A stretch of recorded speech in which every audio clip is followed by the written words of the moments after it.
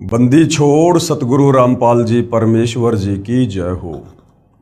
परमपिता परमात्मा सारी सृष्टि के रचनहार कुल मालिक असंख्य ब्रह्मांडों के स्वामी जगत गुरु तीनों लोकों में प्रवेश करके सबका धारण पोषण करने वाले राजाधिराज आत्माधार नाथों के नाथ देवों के देव महादेव सर्वेश्वर महेश्वर मृत्युंजय अजरो अमर आदि अनादि सनातनी प्रभु जगत पिता जगदीश्वर श्री श्री 1008 की उपाधि के वास्तविक अधिकारी अकाल मूर्त सौद स्वरूपी राम वासुदेव सर्वगतम वरम परम पूजे प्रथम पूजे परम संत परम पुरुष परम धनी परम दयालु सत्य कबीर हक्का कबीर अल्लाहु कबीर अल्लाहु अकबर बाखबर अल्लाह ताला जगत के तारणहार जगत के मुक्तिदाता जगत के जगन्नाथ हारे के सहारे हिंदुओं के राम मुसलमानों के अल्लाह सिखों के वाहिगुरु ईसाइयों के मसीह दया के सागर दयानिधि करुणा के सागर करुणानिधि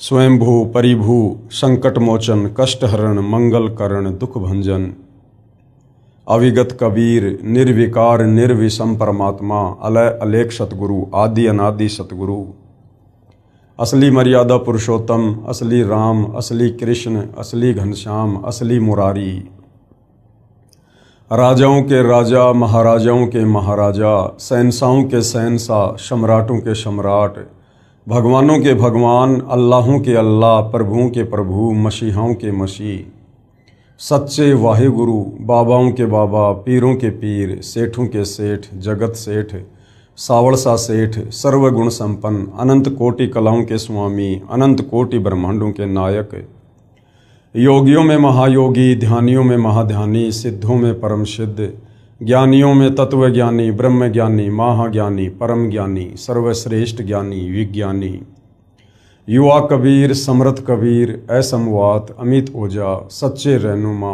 करीम अल्लाह सुभान अल्लाह दुनिया के अंतिम पैगंबर 8 सितंबर 1951 से गांव धनाना जिला सोनीपत हरियाणा भारतवर्ष की पावन भूमि पे प्रकट रियल कल्कि भगवान श्री नारायण साकार हरि श्री बाबा साहिब नूर अनंत परमात्मा सच्चे दरवेश सच्चे बाखबर संत श्रोमणी सतगुरु रामपाल जी परमेश्वर जी के चरण कमल में आप और हम सभी भाई बहनों का अनंत कोटि दंडवत प्रणाम। सत्साई भाई और बहनों, बहुत बड़ी दया बहुत बड़ी मेहर पूज्य गुरुदेव भगवान की परमेश्वर रामपाल जी की, जिनके शुभ आशीर्वाद से विशेष आशीर्वाद से आप और हम सभी आत्माओं को पवित्र पुस्तक ज्ञान गंगा में जो अद्वितीय आध्यात्मिक ज्ञान छुपा हुआ है, जो सर्व धर्मों के सर्व धर्मशास्त्रों से प्रमाणित है, हमें सुनने और समझने को मिल रहा है। यदि इस ज्ञान को अच्छे से समझ लिया जाए और इस ज्ञान दाता सतगुरु रामपाल जी से उपदेश लेकर आजीवन मर्यादा में रहकर भक्ति की जाए तो निश्चित ही हमारी आत्मा का कल्याण इसी मनुष्य जन्म में संभव है। भाई और बहनों, ये पवित्र पुस्तक ज्ञान गंगा, इसके ऊपर आज हमारा ये 15वें नंबर का वीडियो है।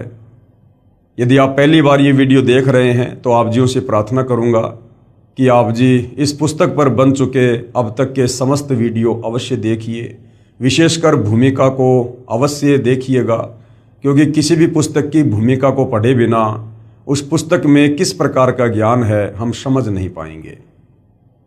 और ये पुस्तक ज्ञान गंगा, इसे तो जन जन ने पढ़ना चाहिए। जिसको मानव शरीर प्राप्त है स्त्री या पुरुष का, उनके लिए तो ये पुस्तक एक प्रकार से वरदान सिद्ध हो जाएगी यदि किसी ने इस पुस्तक को रुचि लेकर धैर्य के साथ निष्पक्ष होकर पढ़ लिया और यदि इनमें लिखी बातों पर अमल कर लिया तो भाई और बहनों, कुल का मालिक कौन है, एक परमात्मा कौन है, सारी सृष्टि को रचने वाला कौन है, ब्रह्मा विष्णु महेश को बनाने वाला कौन है, दुर्गा और इस ब्रह्म को गीता ज्ञान दाता को उत्पन्न करने वाला कौन परमात्मा है, वो कैसा है, कहाँ रहता है, कैसा दिखाई देता है, कैसे मिलता है और कैसे हम उसको प्राप्त करके और जब तक इस लोक में हैं यहाँ भी आध्यात्मिक लाभ प्राप्त कर सकते हैं और कैसे शरीर छूटने के बाद उस परमेश्वर के लोक में जाकर सदा सदा के लिए सुखी हो सकते हैं। इन तमाम बातों की जानकारी ये आत्मा सदियों से तलाश कर रही है, खोज रही है, परंतु किसी भी सवाल का कोई भी जवाब नहीं मिला। कारण ये था कि हमारे जितने भी आध्यात्मिक गुरु हैं, धर्म गुरु हैं, आचार्य शंकराचार्य हैं, मुल्ला मौलवी हैं, पोप पादरी हैं, पाठी हैं, इन्हें स्वयं तत्व ज्ञान नहीं, इन्हें स्वयं सृष्टि रचना का ज्ञान नहीं, ये लोग कथा करने के अधिकारी नहीं, गुरु पद पर बैठकर किसी को उपदेश देने के अधिकारी नहीं, जिसके चलते ये लोग भगत समाज को भी अध्यात्म के नाम पर केवल झूठ ही बोलते रहे, झूठ ही परोसते रहे। तो भाइयों और बहनों, अब वो समय आ गया है, साक्षात तत्वदर्शी संत के रूप में, जगत गुरु के रूप में, सर्व सृष्टि को रचने वाले और सर्व सृष्टि वासियों का पालन पोषण करने वाले कबीर परमेश्वर धरती पर प्रकट हो चुके हैं। यदि आवश्यकता है तो थोड़ा अध्यात्म में रुचि लेकर और उनके द्वारा लिखी पवित्र पुस्तक को पढ़ने की है, उनके सत्संग सुनने की है। आज हमारा इस पवित्र पुस्तक ज्ञान गंगा के ऊपर, जिसको सतगुरु रामपाल जी ने अपने कर कमल से लिखा है, आज हमारा ये 15वें नंबर का वीडियो है।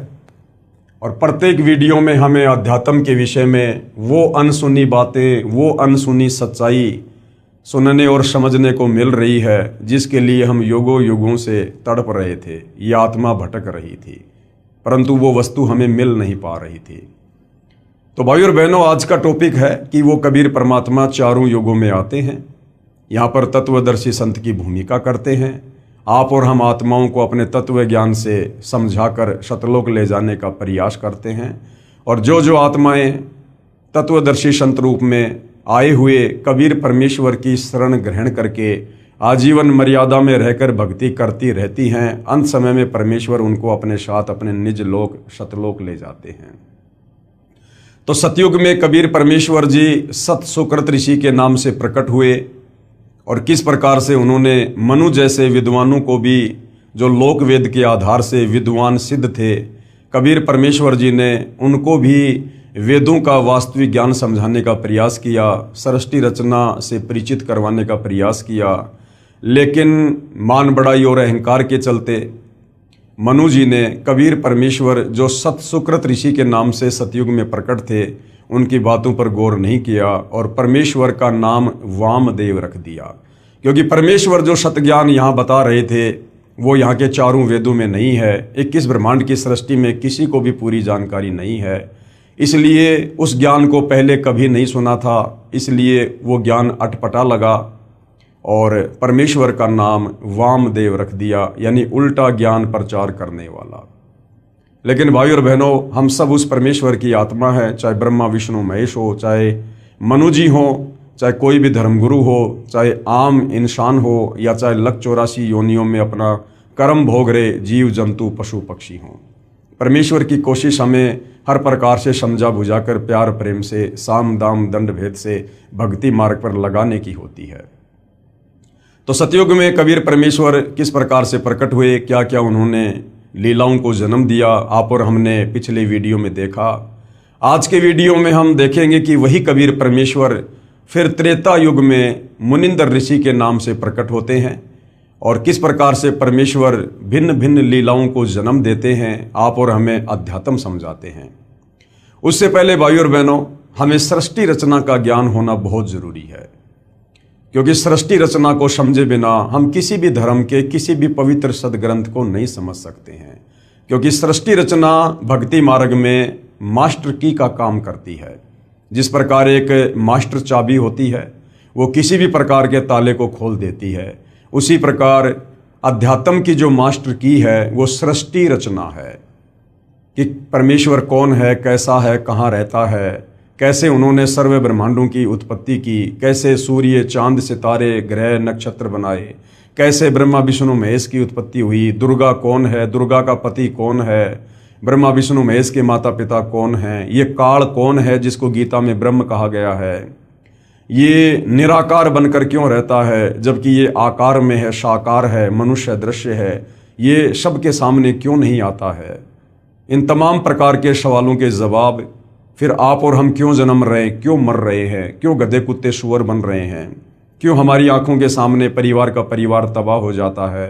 कोई नहीं चाहता कि मैं मरूं, मैं बूढ़ा हूं, लेकिन फिर भी हम मरते हैं, वृद्ध होते हैं, सारे कष्ट भोगते हैं। तो इन तमाम प्रकार के सवालों के जवाब आपको सृष्टि रचना समझने के बाद ही मिल सकते हैं, क्योंकि इन तमाम सवालों के जवाब हमारे धर्मशास्त्रों में हैं, चाहे आप मुस्लिम धर्म से हैं, हिंदू धर्म से हैं, सिख या ईसाई धर्म से हैं। उन धर्मों की पवित्र पुस्तकों में, ग्रंथों में इन तमाम सवालों के जवाब छुपे हुए हैं, लेकिन उनको समझने के लिए आपने पहले सृष्टि रचना को समझना पड़ेगा। तो भाइयों और बहनों, सतगुरु रामपाल जी ने अपने सत्संगों में बारंबार हमें सृष्टि रचना सुनाई है। इस पवित्र पुस्तक ज्ञान गंगा में भी उन्होंने सृष्टि रचना का समावेश किया है। सर्व धर्मों के धर्मशास्त्रों से फिर उस सृष्टि रचना को उन्होंने प्रमाणित किया है, जो बिल्कुल सत्य कथा है, नारायण कथा है, अमर कथा है। और इस सृष्टि रचना पर जब तक हमें विश्वास नहीं होगा, तब तक हम भक्ति मार्ग में आगे नहीं बढ़ सकते, हम अध्यात्म में सफल नहीं हो सकते। तो सृष्टि रचना को लेकर पूज्य गुरुदेव भगवान ने बताया कि सर्वप्रथम एक अनामी लोक था। उस अनामी लोक में कबीर परमात्मा स्वयं ही विराजमान थे। उस समय तक उन्होंने कोई भी आत्मा उत्पन्न नहीं की थी।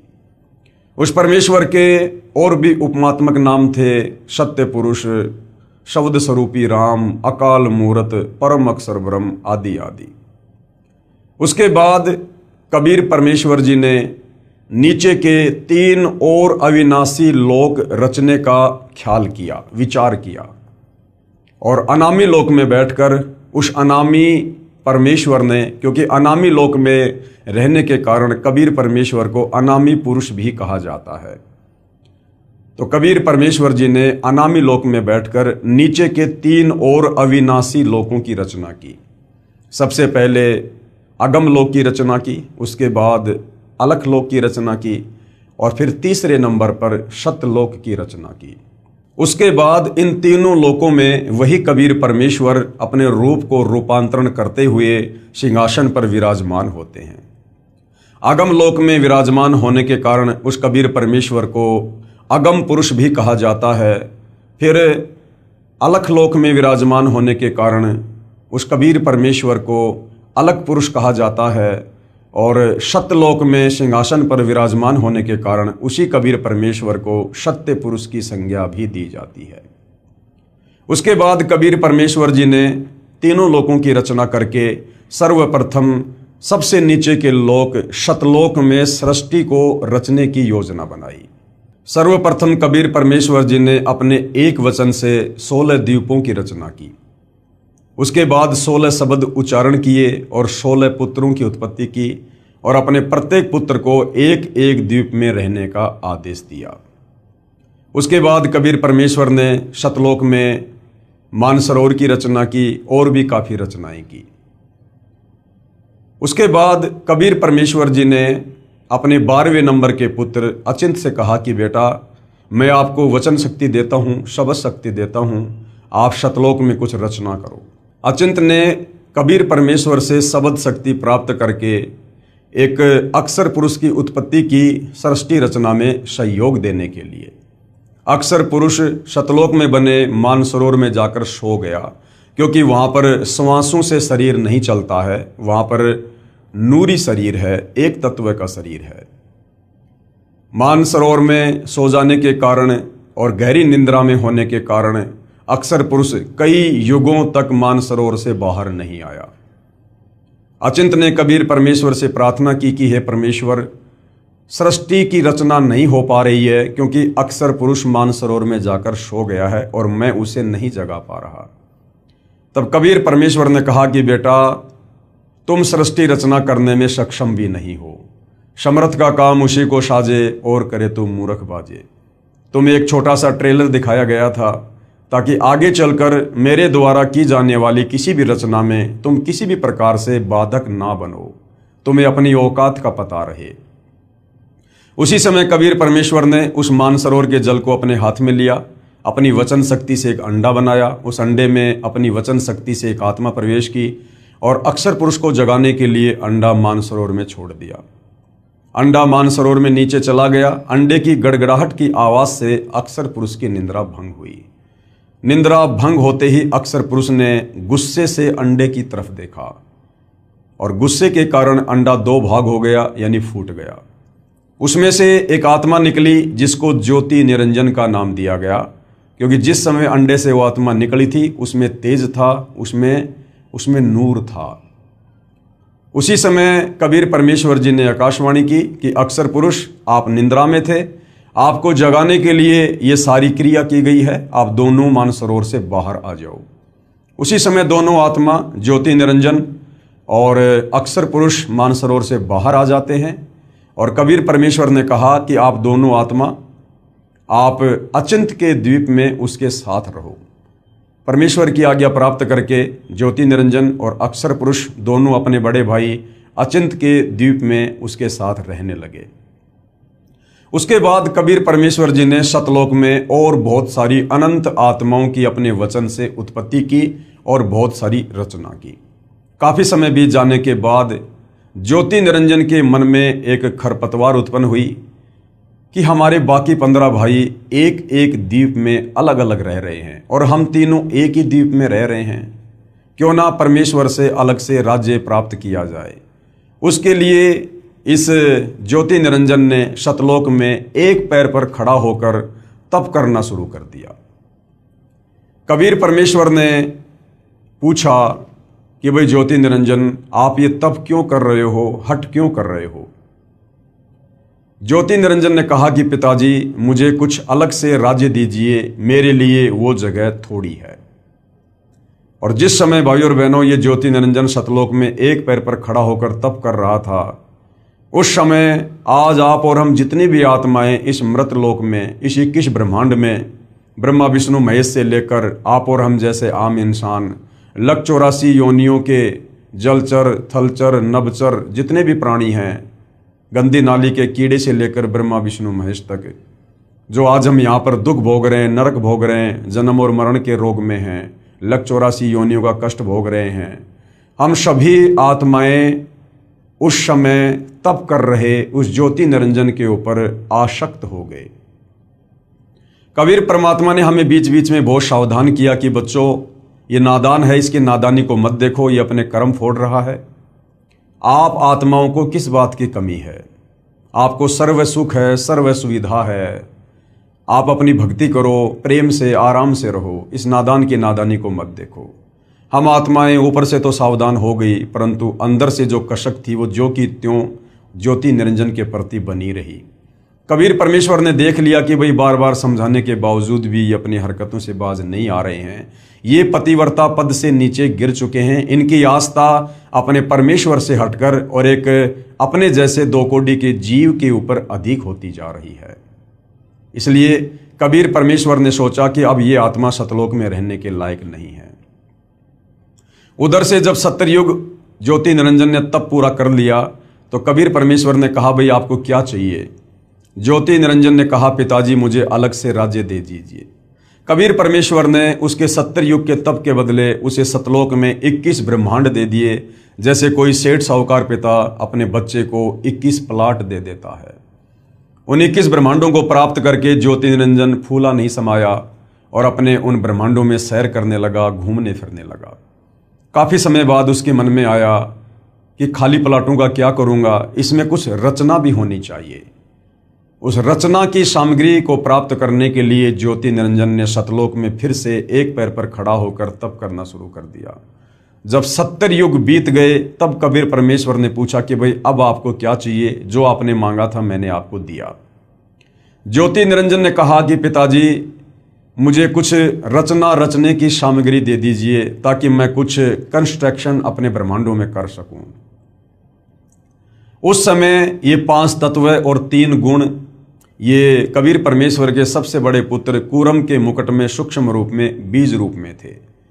कबीर परमेश्वर जी ने ज्योति निरंजन से कहा कि आप अपने बड़े भाई कूरम के पास जाओ, बड़े ही प्यार से, बड़े ही अदब से आप उससे ये सामग्री मांगना, मेरा नाम लेकर, मेरा आदेश बताकर वो तुझे प्रदान कर देगा। ज्योति निरंजन अपने बड़े भाई कूरम के पास जाता है रचना सामग्री प्राप्त करने के लिए। कूरम उस समय समाधि में था, ध्यान में था, भक्ति में लीन था। वहाँ जाकर ज्योति निरंजन ने आवाज़ दी कि भैया मुझे पिताजी ने भेजा है तुम्हारे पास में सृष्टि को रचने की सामग्री है वो मुझे चाहिए। लेकिन कूरम ध्यान में था, उसकी बात को नहीं सुन पाया।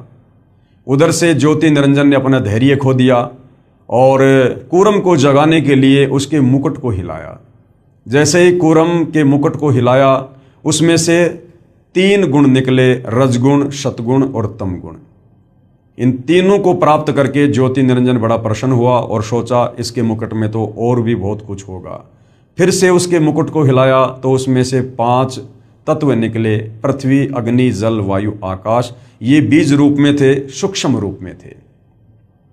इतने में कूरम समाधि से बाहर आता है और कहता कि आप ये क्या कर रहे हो। ज्योति निरंजन ने कहा कि मुझे पिताजी ने आज्ञा दी है और मुझे ये रचना सामग्री प्राप्त करनी थी। तो कूरम ने कहा कि ये तो बहुत कीमती वस्तु है और मुझे सत्य पुरुष ने दी है, मुझे पिताजी ने दी है, कबीर परमेश्वर ने दी है और उनकी आज्ञा के बिना मैं ये किसी और को नहीं दे सकता। आप थोड़ा सा धैर्य धारण करो, मैं अभी पिताजी से आज्ञा प्राप्त करता हूँ। लेकिन काल ने एक नहीं सुनी और उसी समय वहाँ से वो निकल लिया। कूरम थोड़ा नाराज हुआ और परमेश्वर जी को सारी बात ध्यान के माध्यम से बताई।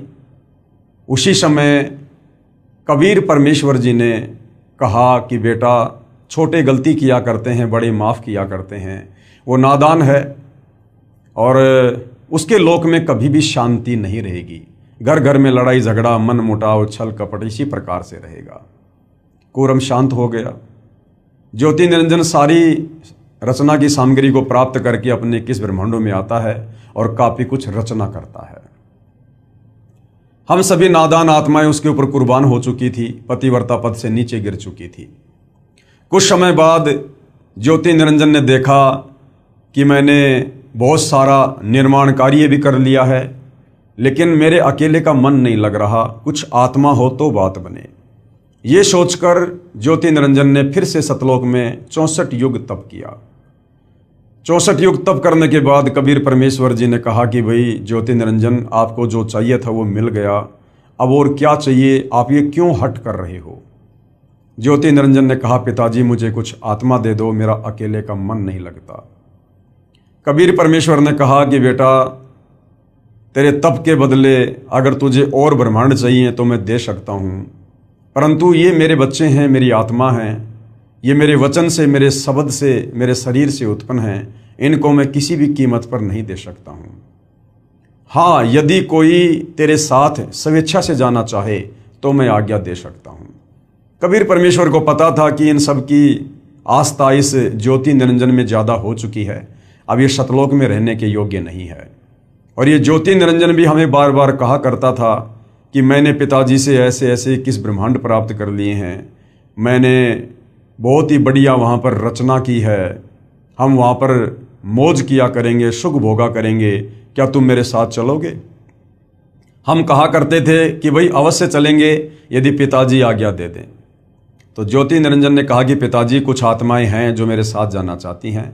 परमेश्वर ने कहा ठीक है भाई, मेरे सामने स्वीकृति दिलवा दे, मैं उनको भेज दूंगा। ज्योति निरंजन और कबीर परमेश्वर हम सभी आत्माओं के पास आते हैं और परमेश्वर जी कहते हैं कि भाई कौन कौन हंस आत्मा है जो इस ज्योति निरंजन के साथ इसके 21 ब्रह्मांडों में जाना चाहती है। चारों तरफ सन्नाटा छा गया, किसी की बोलने की हिम्मत नहीं हुई। तो कबीर परमेश्वर ने कहा भाई ज्योति निरंजन, आप तो कह रहे थे कि कुछ आत्माएं मेरे साथ जाना चाहती हैं, यहाँ तो कोई कुछ नहीं बोल रहा। इतने में एक आत्मा ने सर्वप्रथम हाथ खड़ा किया और कहा पिताजी मैं जाना चाहता हूँ। उस आत्मा की देखा देखी फिर असंख्य आत्माओं ने हाथ खड़े कर दिए कि कहीं सारी लूट, सारी मौज 21 ब्रह्मांडों में ये अकेला ही ना लूट ले। असंख्य आत्माओं ने हाथ खड़े कर दिए।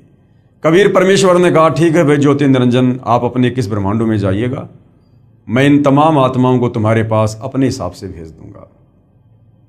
ज्योति निरंजन अपने 21 ब्रह्मांडों में चला जाता है। पीछे से कबीर परमेश्वर ने सर्वप्रथम जिस हंस आत्मा ने काल के साथ जाने के लिए हाथ खड़ा किया था, उसकी एक युवा लड़की बनाया, सुंदर लड़की बनाया।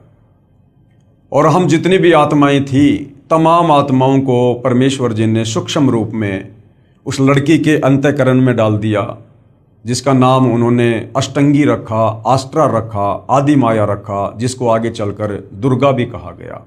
वही शेरा वाली माता दुर्गा। हम सभी आत्माओं को दुर्गा के अंतःकरण में सूक्ष्म रूप में डाल दिया और कहा, बेटी मैंने तुझे सब शक्ति दे दी है, जितनी आत्मा ज्योति निरंजन कहेगा तू उत्पन्न कर सकती है। उस समय उस आदि माया दुर्गा को जो है वो प्रजनन इंद्री नहीं थी, क्योंकि सतलोक में किसी को भी प्रजनन इंद्री नहीं है। और कबीर परमेश्वर ने अपने पुत्र सहजदास के द्वारा दुर्गा को ज्योति निरंजन के पास भिजवा दिया। सहजदास दुर्गा को ज्योति निरंजन के पास उसके 21 ब्रह्मांडों में छोड़कर आ जाता है और सारी बात बताकर आ जाता है। सहजदास के आने के बाद ज्योति निरंजन के मन में खरपतवार उत्पन्न हुई, क्योंकि पहले ही वो 3 गुण प्राप्त कर चुका था, जिसमें एक गुण है रजगुण। रजगुण के प्रभाव से वो विषय वासनाओं से ग्रस्त हुआ और लड़की के युवा रंग रूप को देखकर उस पर आसक्त हो गया और उसके साथ में बलात्कार करने का प्रयास करने लगा। दुर्गा ने कहा कि भाई आप ऐसा जुल्म ना करो, आप मेरे बड़े भाई हो, आपको परमेश्वर ने पहले अंडे से उत्पन्न किया है, बाद में हमें अपने वचन से किया है, आप मेरे बड़े भाई हो, भाई बहन का ये दुष्कर्म बहुत बड़ा पाप होगा। मेरे पास में सबद शक्ति है, आप जितनी आत्मा चाहोगे मैं उत्पन्न कर दूंगी। परंतु विषय वासनाओं से बहुत अधिक प्रभावित होकर इस ज्योति निरंजन ने दुर्गा की एक भी बात नहीं सुनी और अपने नाखूनों से जबरदस्ती अपनी सिद्धि से दुर्गा को स्त्री इंद्री लगाने का प्रयास किया। दुर्गा ने सूक्ष्म रूप बनाया और इस ज्योति निरंजन के मुख के माध्यम से उसके पेट में जाकर शरण ली और वहां से फिर कबीर परमेश्वर को याद किया कि हे पिताजी मेरी रक्षा करो। कबीर परमेश्वर वहां अपने पुत्र जोगजीत, जिसको योग संताइन भी कहते हैं, जो परमेश्वर के 16वें नंबर का पुत्र है, उसका रूप बनाकर वहां पर प्रकट होते हैं। और कबीर परमेश्वर जी इस ज्योति निरंजन से कहते हैं कि भाई ज्योति निरंजन तूने बहुत बड़ी गलती की है, सतलोक में ऐसा गंदा कर्म करने की सोच रखने वाले को भी नहीं रखा जा सकता। मैं श्राप देता हूं आज के बाद तेरा नाम काल होगा।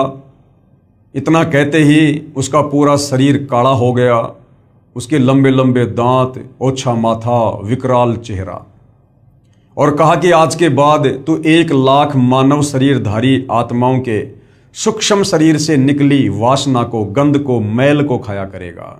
ये मैं तुझे श्राप देता हूं और इसी समय मेरे आदेश से तू अपने 21 ब्रह्मांडों को लेकर सतलोक से दूर चला जा। उसी समय विमान की तरह 21 ब्रह्मांड चल पड़े और सतलोक से 16 शंख कोश की दूरी पर आकर परमेश्वर की वचन शक्ति से, वैज्ञानिक जिसको गुरुत्वाकर्षण शक्ति कहते हैं, स्थिर हो गए और ये 5 तत्व, 3 गुण अपनी अपनी जगह पर स्थिर हो गए। सतलोक से 16 शंख कोश की दूरी पर आने के बाद इस ज्योति निरंजन ने दुर्गा से कहा कि दुर्गा अब मैं अपनी मनमानी करूंगा, अब मेरा कौन क्या बिगाड़ लेगा, मुझे जो सजा मिलनी थी मिल चुकी है। और दुर्गा के साथ में जबरदस्ती करने का प्रयास करने लगा। दुर्गा ने फिर समझाया कि भाई देख, सर्वप्रथम तो तू मेरा बड़ा भाई है, मैं तेरी छोटी बहन हूं, उसके बाद मैं तेरे पेट से बाहर आई हूं, मैं तेरी बेटी हुई, बाप बेटी का, भाई बहन का ये कुक्रम महापाप का भागी होगा, आप ऐसा ना करो। मेरे पास वचन शक्ति है परमेश्वर की दी हुई, कबीर भगवान की, आप जितनी आत्मा चाहोगे मैं उत्पन्न कर दूंगी। परंतु रजोगुण के प्रभाव से प्रभावित होने के चलते इसने दुर्गा की एक नहीं सुनी और इसने दुर्गा के साथ में शादी की, पति पत्नी व्यवहार किया और इसने 3 पुत्रों की उत्पत्ति की। सबसे बड़े का नाम ब्रह्मा रखा, उससे छोटे का विष्णु, तीसरे नंबर वाले का शंकर, और तीनों को एक एक गुण से युक्त कर दिया।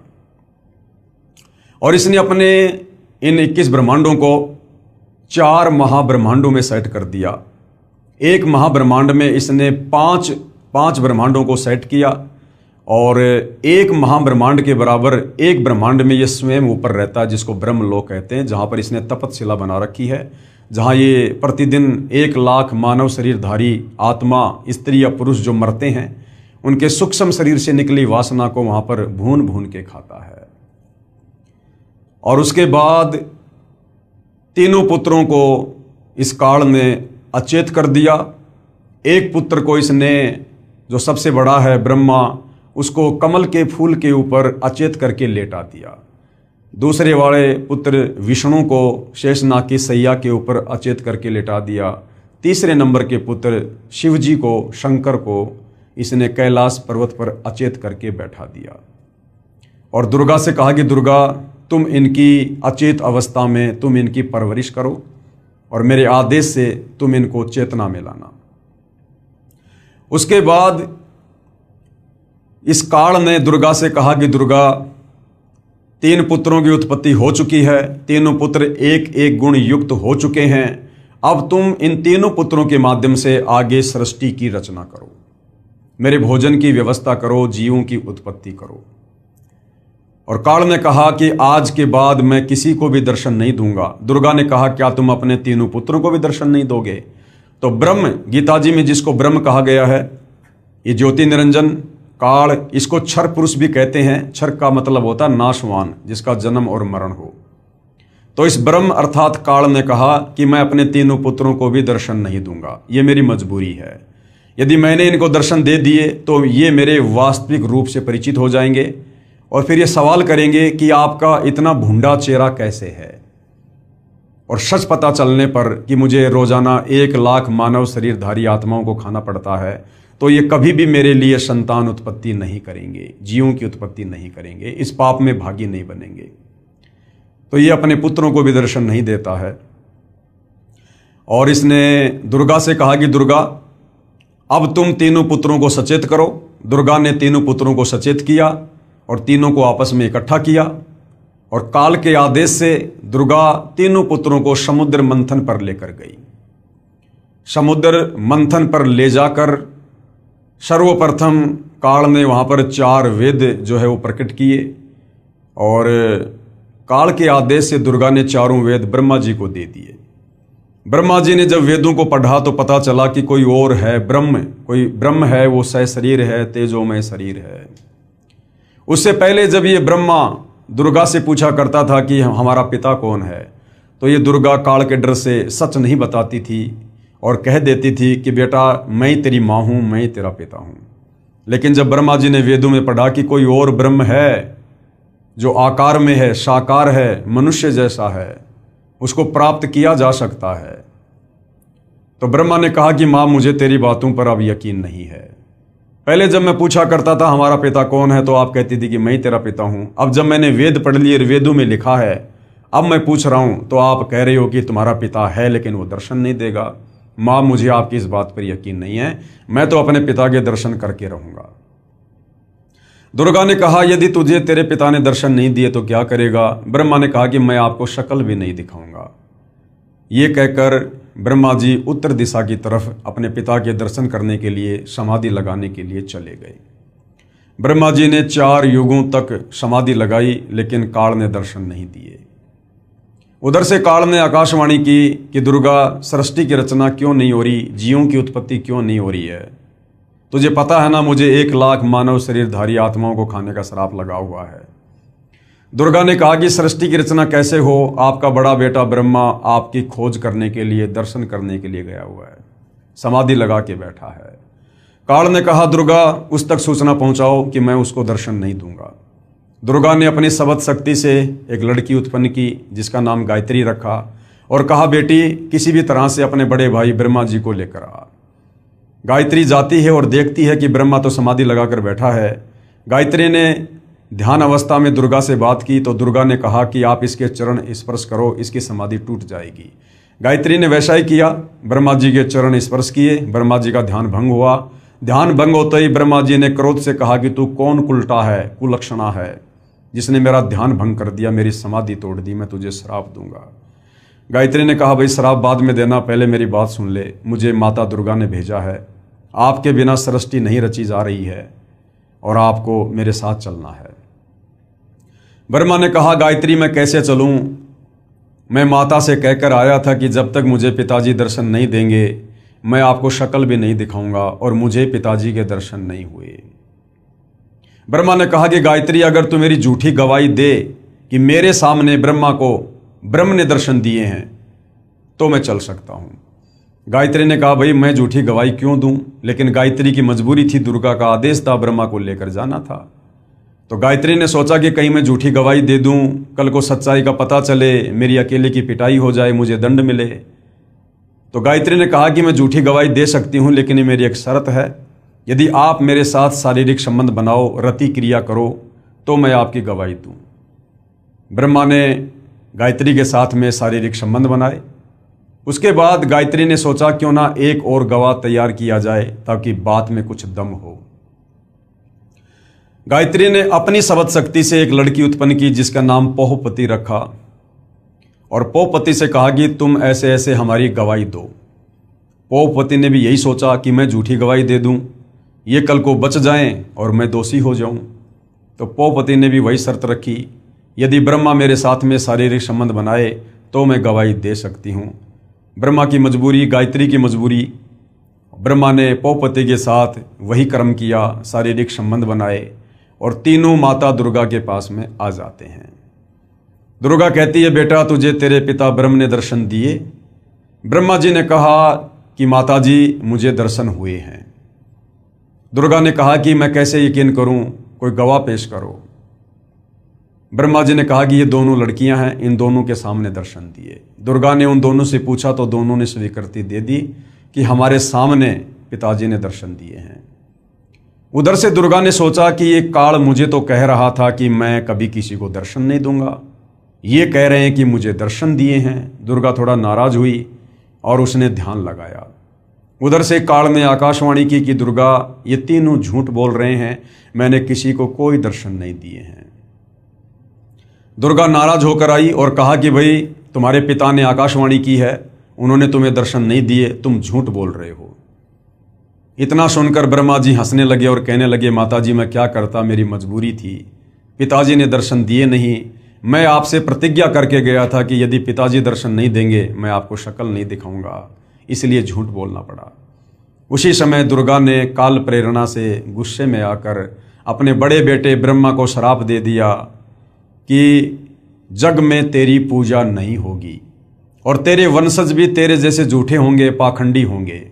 ब्रह्मा जी के वंशज हैं धर्मगुरु, आचार्य, शंकराचार्य, विद्वान लोग हर धर्म के, और आज ये लोग वही कर रहे हैं जैसा श्राप दुर्गा ने ब्रह्मा को दिया था कि लोगों को ठगना, झूठ बोलना, धर्म कर्म के नाम पर पाखंड करना, मिथ्या प्रचार करना, ये तेरे वंशज करेंगे। और आज ब्रह्मा के वंशज धर्मगुरु वही कर रहे हैं, शास्त्रों के विरुद्ध ज्ञान ही समाज को दे रहे हैं। इतना सुनकर ब्रह्मा जी बेहोश हो गए और दुर्गा ने फिर गायत्री को श्राप दिया जिसने झूठी गवाही दी थी कि तू मृत लोक में यानी पृथ्वी लोक पर गाय बनेगी और तेरे कई कई सांड जो है वो पति होंगे। उसके बाद पोहपति को श्राप दिया कि तू मृत लोक में पृथ्वी लोक पर गंदगी में पैदा होने वाला पौधा बनेगी, तेरा नाम केवड़ा केतकी होगा और तेरे फूल किसी भी पूजा आदि में शुभ कार्यों में काम नहीं आएंगे। हरियाणा में केवड़ा केतकी को कुशोंदी कहते हैं, जिसके फूल किसी काम नहीं आते। उसके बाद दुर्गा ने अपने दूसरे पुत्र विष्णु से कहा कि बेटा तू भी अपने पिता के दर्शन करने का प्रयास कर ले, कहीं बाद में जाके फिर बाधा उत्पन्न करे। विष्णु जी भी माता की आज्ञा प्राप्त करके अपने पिता ब्रह्म के दर्शन करने के लिए नीचे पाताल लोक में चले गए कि कहीं एकांत में बैठ के समाधि लगाऊंगा। पाताल लोक में शेषनाग का आधिपत्य था। शेषनाग ने देखा ये मेरे लोक में मेरी आज्ञा के बिना बेधड़क होकर भला कौन आ रहा है, इसको मजा चखाना चाहिए। शेषनाग ने अपने 1000 फणों से जहर की फुंकार छोड़ दी और श्री विष्णु जी का रंग नीला हो गया, ब्लैक हो गया। विष्णु जी ने सोचा कि मैंने इसको कुछ कहा नहीं, कुछ बिगाड़ा नहीं और बेवजह इसने मेरे साथ ऐसा व्यवहार किया है, मेरा शरीर बिगाड़ दिया, मैं अभी इसको मजा चखाता हूँ। जैसे ही विष्णु आगे बढ़े उधर से काल ने आकाशवाणी की कि बेटा विष्णु अभी तू इसको कुछ मत बोल, इसका बदला मैं तुझे द्वापर युग में दूंगा, जब तू श्री कृष्ण रूप में जाएगा अवतार धारण करके। उस समय ये कालीदय में कालिया नाम का नाग होगा कालिंद्री में, उस समय तू अपना बदला लेना और अपनी माँ को जाके सच सच बता दे, अगर तूने झूठ बोला तो तेरी हाल भी वही होगा जो ब्रह्मा का हुआ। विष्णु वापस चला जाता है अपनी माता के पूछने पर कि बेटा तुझे तेरे पिता ने दर्शन दिए, तो विष्णु जी ने सच सच कह दिया कि माताजी मुझे दर्शन नहीं हुए। दुर्गा बड़ी प्रसन्न हुई और विष्णु जी को आशीर्वाद दिया कि बेटा तू सत्यवादी होगा, जगत में तेरी पूजा होगी। उसके बाद दुर्गा अपने तीसरे नंबर के पुत्र शिव जी के पास जाती है और कहती है कि बेटा तू भी अपने पिता के दर्शन करके देख ले, तेरे दोनों भाइयों को तो तेरे पिता ने दर्शन दिए नहीं। इस मामले में शंकर जी बड़े होशियार निकले। शंकर जी ने कहा कि माता जी, जब मेरे दोनों बड़े भाइयों को पिता ने दर्शन नहीं दिए तो मेरा तो दर्शन के लिए प्रयास करना ही व्यर्थ है। लेकिन माता जी मेरे ऊपर एक दया कर दो, मुझे अमर बना दो, मैं मृत्युंजय हो जाऊं, मैं कभी ना मरूं। क्योंकि सतलोक में हम मरा नहीं करते थे, मृत्युंजय थे, अविनाशी थे, अजरो अमर थे। तो दुर्गा ने कहा कि बेटा इस 21 ब्रह्मांड में तो ऐसा कोई भी नहीं है जो जन्म लेगा और मरेगा नहीं। बेटा ये मेरे बस से बाहर की बात है। हाँ मैं ये कर सकती हूँ, तुझे एक विधि बता सकती हूँ ध्यान लगाने की, समाधि लगाने की, जिससे तेरी उम्र तेरे भाइयों से बड़ी हो जाएगी। बोला माँ वही उपकार कर दो। दुर्गा ने उसको 10वें द्वार में श्वासों को रोककर ध्यान लगाने की विधि बताई, क्योंकि हमारा शरीर श्वासों पर टिका हुआ है। जितनी श्वासें हम उतने ही जीवित रहते हैं। तो शंकर जी हम देखते हैं ज़्यादातर समाधि में रहते हैं, 10वें द्वार में जाकर और अपनी श्वासों को रोककर ध्यान लगाते हैं, जिस कारण से इनकी लंबी उम्र है। कंप्लीट प्रोसीजर होने के बाद काल ने दुर्गा से कहा कि दुर्गा अब इन तीनों को एक बार फिर से समुद्र मंथन पर लेकर जा और जो जो वस्तु इनको निकले आप इनको दो, आप इनकी शादी करो। दुर्गा अपने तीनों पुत्रों को लेकर समुद्र मंथन पर जाती है। समुद्र मंथन होता है और वहां पर दुर्गा स्वयं जल के अंदर छुप जाती है और अपने 3 रूप धारण करती है। समुद्र मंथन होने के बाद में दुर्गा पूछती है कि बच्चों पहले क्या वस्तु निकली? तो ब्रह्मा जी ने कहा कि ये 3 लड़कियां निकली हैं। सबसे पहले ये वाली लड़की निकली है। दुर्गा ने उसका नाम सावित्री रखा और कहा कि आज से ब्रह्मा ये तेरी पत्नी होगी और तुम अपने लोक में जाकर और खुशी खुशी रहो। दूसरे नंबर पर जो लड़की निकली उसका नाम सावित्री रखा और विष्णु जी से शादी कर दी और विष्णु लोक में भेज दिया। तीसरे नंबर पर जो लड़की निकली थी उसका नाम उमा रखा, पार्वती, शंकर जी से शादी कर दी और कहा बेटा जाओ। उधर से काल ने पहले ही तीनों को एक एक गुण से युक्त कर दिया था, रजगुण ब्रह्मा, सतगुण विष्णु और तमगुण शंकर। और उसके बाद में ये नीचे की सृष्टि शुरू हो जाती है, जीवों की उत्पत्ति का कार्य शुरू हो जाता है। प्रतिदिन 1.25 लाख ये दुर्गा उत्पन्न करती है और 1 लाख प्रतिदिन शंकर जी जीवों को मार मार के संहार करके किसी भी प्रकार से लड़ाई झगड़े में, मनमुटाव में, एक्सीडेंट में, युद्ध में अपने पिता काल का भोजन तैयार करता है। इस प्रकार से भाई और बहनों ये 21 ब्रह्मांड वाली सृष्टि इस काल की, ज्योति निरंजन की, क्षर पुरुष की यहाँ पर चल रही है। यानी आप और हमें समझ में आ जाना चाहिए कि हम यहाँ पर केवल जेल भोग रहे हैं, क्योंकि जो गलती हमने सतलोक में अपने पिताजी के साथ की थी, पतिव्रता पद से नीचे गिर के काल पे आसक्ति करके, हम उसकी सजा भोगने के लिए यहाँ पर आए हुए हैं। अन्यथा ये हमारा कोई ससुराल नहीं है। और हम जन्म मरण के चक्कर में 184 योनियों में कष्ट भोग रहे, कभी नरक में कष्ट भोग रहे, तपतशिला पर काल हमें भून भून के खाता है। असहनीय पीड़ाओं का सामना करना पड़ता है। और ये काल यहाँ कोई बिजनेस करने नहीं आया है। इसने सतलोक में जो तप करके गलती की और दुर्गा के साथ जिस प्रकार से दुर्व्यवहार करने का प्रयास किया उस सच्चे लोक में, उसकी सजा इसने पाई। और यहाँ पर प्रतिदिन 1 लाख मानव शरीरधारी आत्माओं के सूक्ष्म शरीर से निकली गंध को, मैल को ये खाता है। उसके लिए ये यहाँ पर अपने तीनों पुत्रों के द्वारा दुर्गा के माध्यम से जीवों की उत्पत्ति करवाता है और उनका संहार करवाता है। और विष्णु के माध्यम से सबको मोह ममता में बांध के स्थिति को बना के रखता है। तो इस प्रकार से भाई और बहनों इस काल की ये सृष्टि यहाँ पर चल रही है।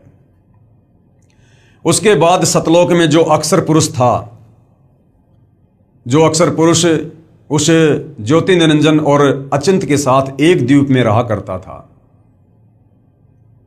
अक्षर पुरुष के मन में आया कि क्षर पुरुष यहां से जा चुका है, ज्योति निरंजन यहां से जा चुका है 21 ब्रह्मांड लेके, और वो तो बहुत ज्यादा मौज मस्ती कर रहा होगा, बड़े सुख भोग रहा होगा, बड़े आनंद में होंगे लोग जो उसके साथ गए हैं। ये सोचकर अक्षर पुरुष ने भी सतलोक में जो भक्ति करते हैं, सार नाम का जाप करते हैं, सार नाम का जाप भी किया और साथ में चिंतित रहने लगा, व्याकुल रहने लगा अपने साथी ज्योति निरंजन की याद में। कबीर परमेश्वर ने उसे भी सावधान किया कि बेटा आप ये गलती ना करो, आप पतिव्रता पद से नीचे मत गिरो, आपको यहां पर सर्व सुविधा है, आपको जो चाहिए आप बोलो, आप एक जीव के ऊपर आसक्त क्यों हो रहे हो। लेकिन अक्सर पुरुष भी अपनी हरकतों से बाज नहीं आया। काफी समय बाद कबीर परमेश्वर ने पूछा कि बता तुझे क्या चाहिए। अक्सर पुरुष ने कहा कि पिताजी मुझे भी अलग से राज्य प्रदान कर दो। कबीर परमेश्वर ने अक्सर पुरुष को 7 शंख ब्रह्मांड दे दिए। नील शंख, 7 शंख ब्रह्मांड, 7 शंख ब्रह्मांडों को प्राप्त करके अक्सर पुरुष भी बड़ा प्रसन्न हुआ। उधर से सतलोक में जो अन्य आत्माएं थी जिन्होंने पहले काल के साथ 21 ब्रह्मांड में जाने की स्वीकृति नहीं दी थी, हाथ खड़ा नहीं किया था, लेकिन सब कुछ देख रहे थे, उन आत्माओं के मन में भी रह रहकर विचार आने लगा कि काश हम भी हाथ खड़ा कर देते तो हम भी आज काल के साथ, ज्योति निरंजन के साथ 21 ब्रह्मांड में होते और हम सर्व सुख भोगते। ऐसा उन्होंने क्यों सोचा? क्योंकि उन्हें केवल इतना ही पता था कि ज्योति निरंजन यहां से 21 ब्रह्मांड और बहुत सारी आत्माओं को लेकर अलग से राज्य कर रहा है और वो तो बड़े सुख भोग रहा होगा। उन्हें इस बात का नहीं पता था कि किस प्रकार से परमेश्वर ने उसको श्राप देकर और सजा काटने के लिए यहां से बाहर भेजा है और उस लोक में आत्माएं कैसे कैसे नरक भोग रही हैं। आज आप और हमें पता है हम कितना सुख भोग रहे हैं, जन्म मरण के चक्कर में पड़े हैं। मनुष्य जन्म में भी हम सुखी नहीं हैं। कभी एक्सीडेंट हो जाता है, कभी आंख फूट जाती है, पैर टूट जाता है, लकवा मार जाता, बीमार हो जाते हैं, आंखों के सामने बेटा बेटी मर जाते हैं, हमारी अकाल मृत्यु हो जाती है। उसके बाद लक 84 योनि में गधे, कुत्ते, सुअर, कीट पतंग, गंदे नाले का कीड़ा बनकर दुख भोगते हैं। कुत्ता बनकर टट्टी खाते हैं, सुअर बनकर लैट्रिन खाते हैं, गोबर खाते हैं।